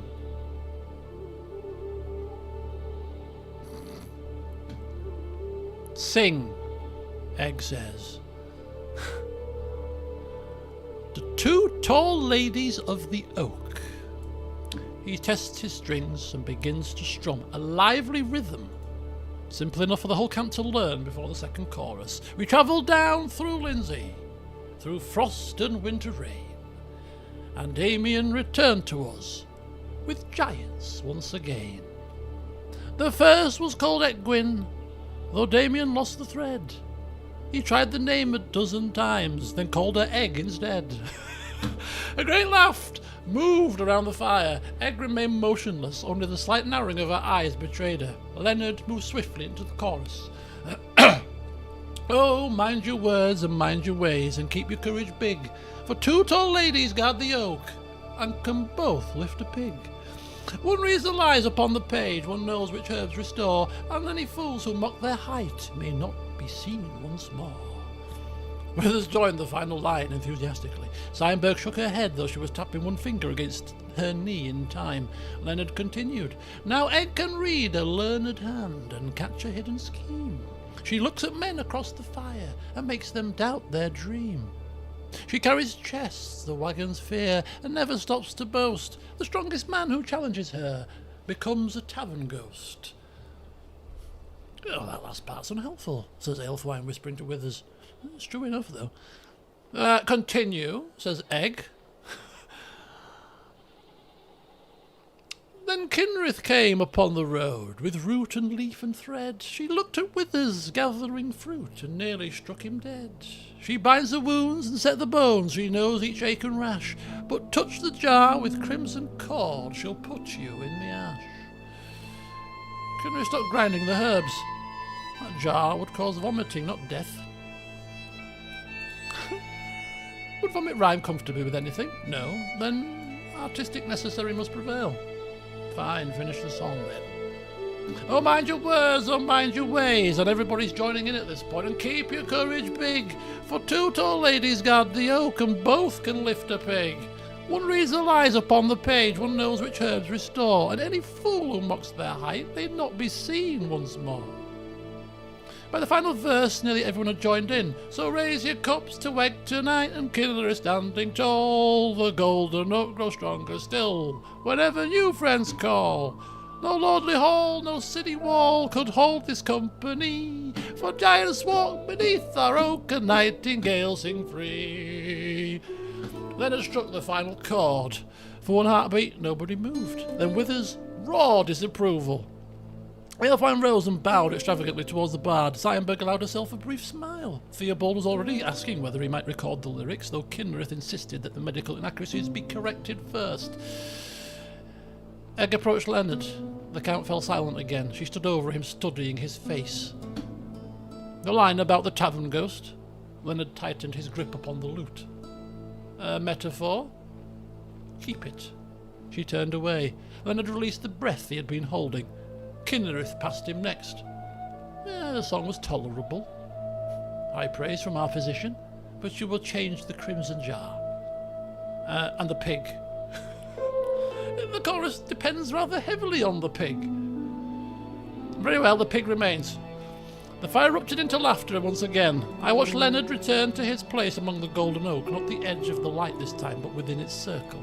The nightingale had finally been welcomed, and his first formal act as member of the company had been to risk death for the sake of a rhyme.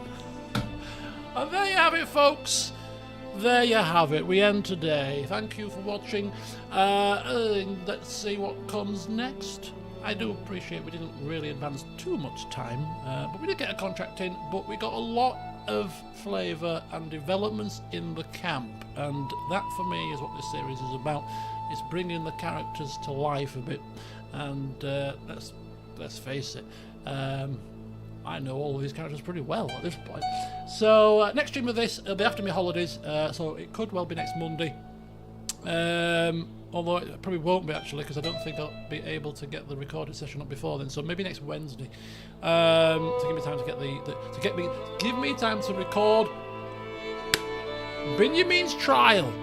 We're going to grill him. I'm going to go into police interview mode. I'm going to be drafting interrogation notes and everything, and I'm going to interrogate him properly. This will be a first-person role-played interview with Benjamin, police stylee. So that'll be fun. So yeah, and then the next next stream session next week, we'll be heading towards Wales. I think we might actually camp somewhere in Wales. Let's get out. We were thinking of maybe camping in the border of Mercy, but you know what? We're going to go to Wales. But we might consult Theobald first before we go, and he can open the next session with some pearls of wisdom from his scrolls to see whether or not going to Wales is a sensible thing. Who knows? But anyway, thanks for watching, folks, and I will see you all after my little jaunt. If I get any time tomorrow, I will try and get a Cyberpunk session up. I'm quite itching to play that again, so yeah. Enjoy the rest of the week, whatever comes, and right, it's dinner before it goes cold. So until next time, folks, have a good one, and I will see you all soon.